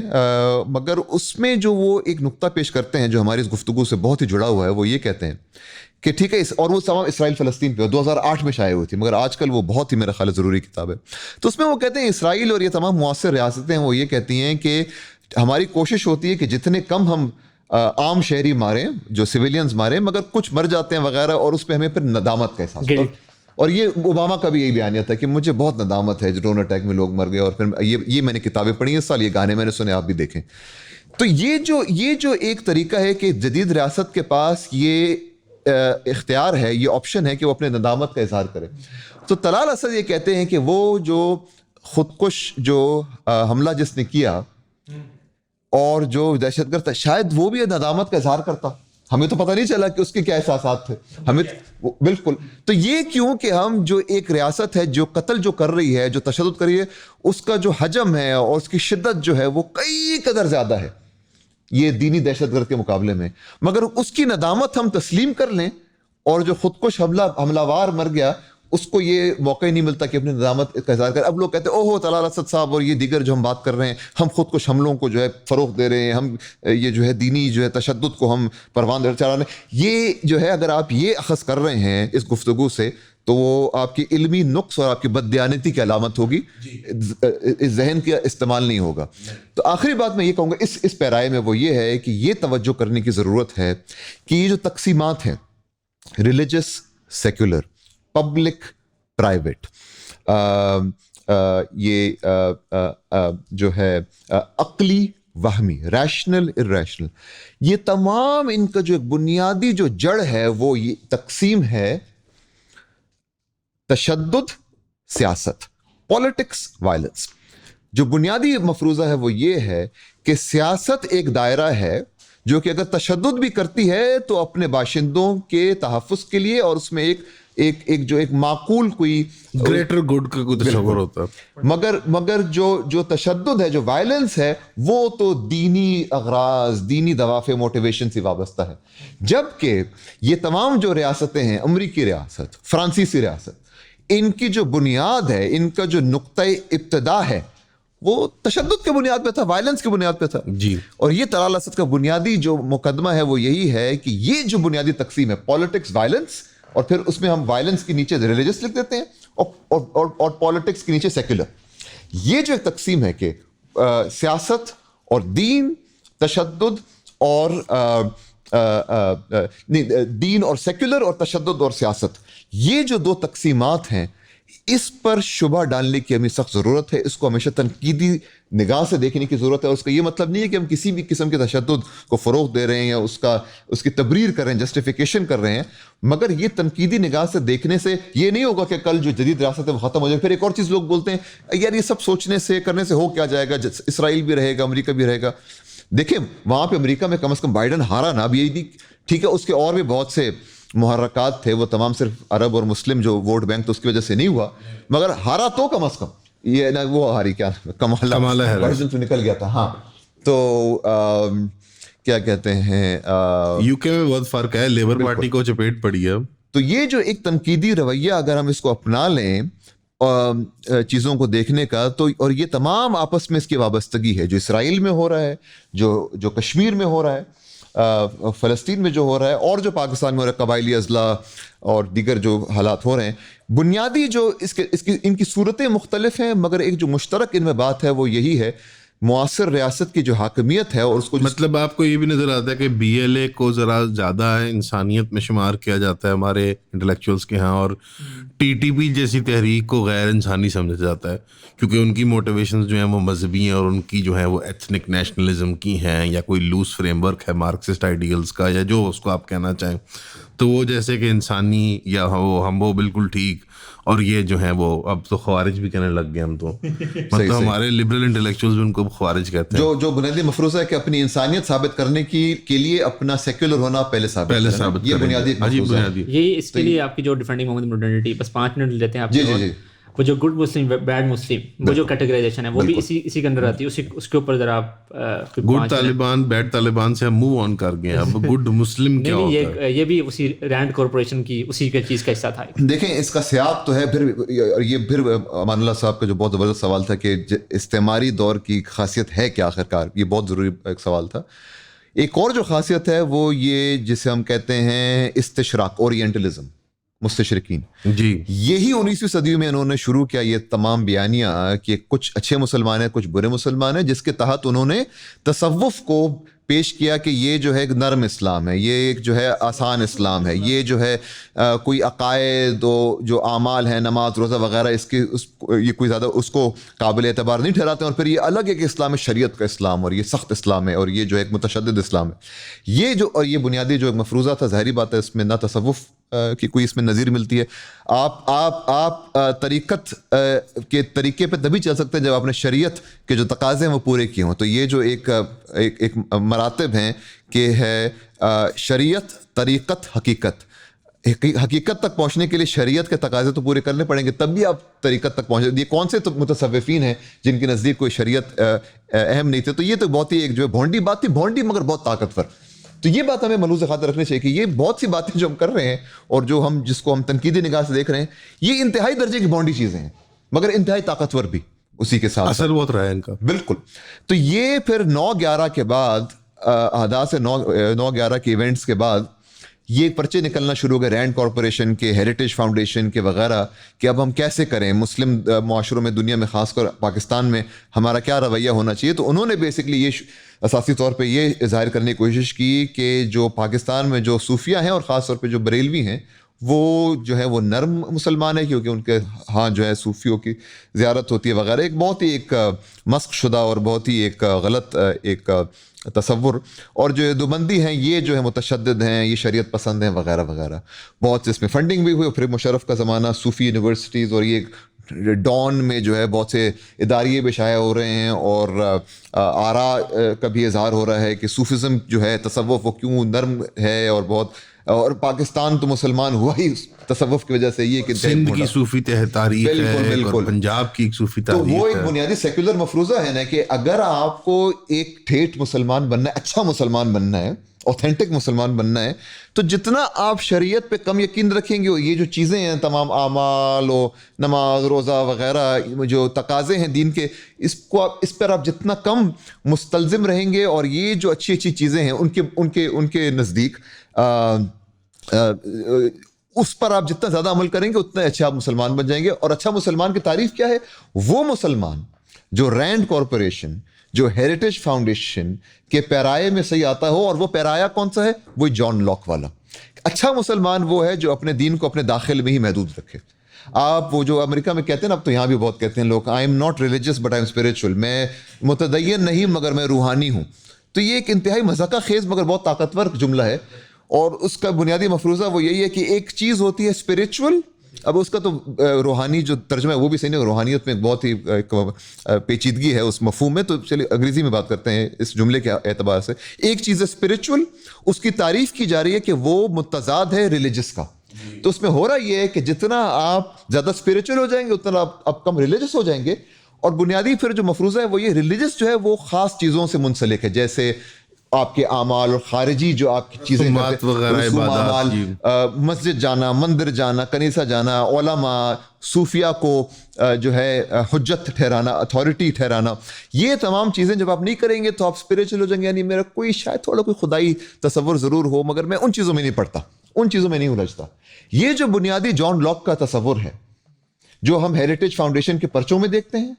پھر ہم ڈان کے اداریوں اور ان کے جو آراء ہوتی ہیں ان میں دیکھتے ہیں کہ کیوں صوفزم جو ہے اور کیوں صوفی جو ایک روایت ہے وہ زیادہ نرم ہے وغیرہ شریعت کے مقابلے میں, جو کہ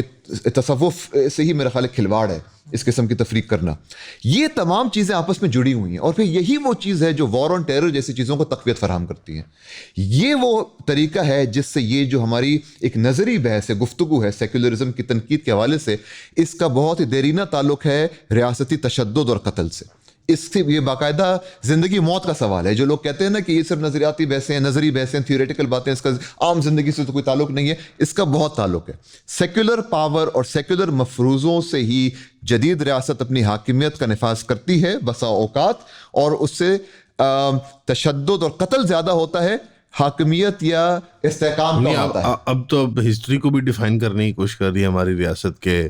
جو محمود غزنوی تھا وہ لٹیرا تھا, اور وہ ایک دینی مطلب جابر حکمران تھا, اور وہ یہاں مال لوٹنے آیا, اور وہ فوراً تھا. اب تو وہ ہسٹری کو بھی ڈیفائن کرنے, یعنی اگر مفروضوں سے کوئی فرق نہ پڑتا ہوتا تو ہماری حکومت کو کیا ضرورت پڑتی کہ ان مفروضوں میں بات کرے وہ. دیکھیں یہ بات تو اہم ہے کہ جو ہمارا ایک نا وہ پاکستانی مطالعات وغیرہ کے ہر چیز کو ایک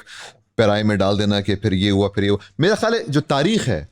اس خود کو جو ہے ایک متحرک انداز سے دیکھنے کی ضرورت ہے. اور جو قومی تواریخ ہوتی ہیں, خواہ وہ ہندوستان میں ہو, خواہ وہ پاکستان میں ہو, خواہ وہ امریکہ میں ہو, جس میں کچھ اچھے کردار ہیں, کچھ برے کردار ہیں. جو گڈ گائز اور بیڈ گائز, بالکل اکبر یا اچھا ہوگا سیکولر طبقے کے لیے, یا برا ہوگا مذہبی طبقے کے لیے. اورنگزیب کا وائس. تو اس پہ میرا خیال ہے پیچیدگی سے دیکھنا ہے انہیں, اور ان کے جو ایک ہم کہہ سکتے ہیں ایک تعمیمی یا جنرلائزڈ انداز میں دیکھنے سے میرا خیال ہے جو ہے گریز کرنا چاہیے.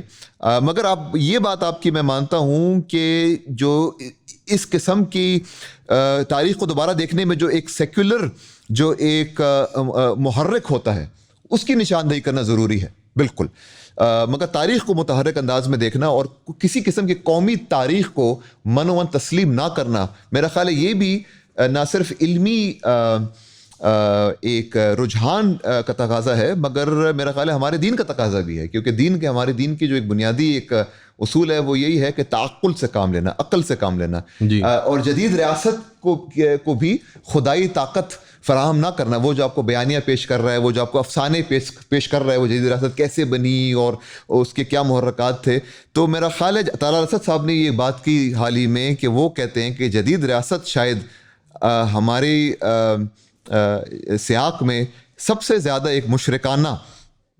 ادارہ ہے جو خدائی طاقت و حاکمیت کا دعویٰ کرتی ہے, کبھی دینی اساس پہ, کبھی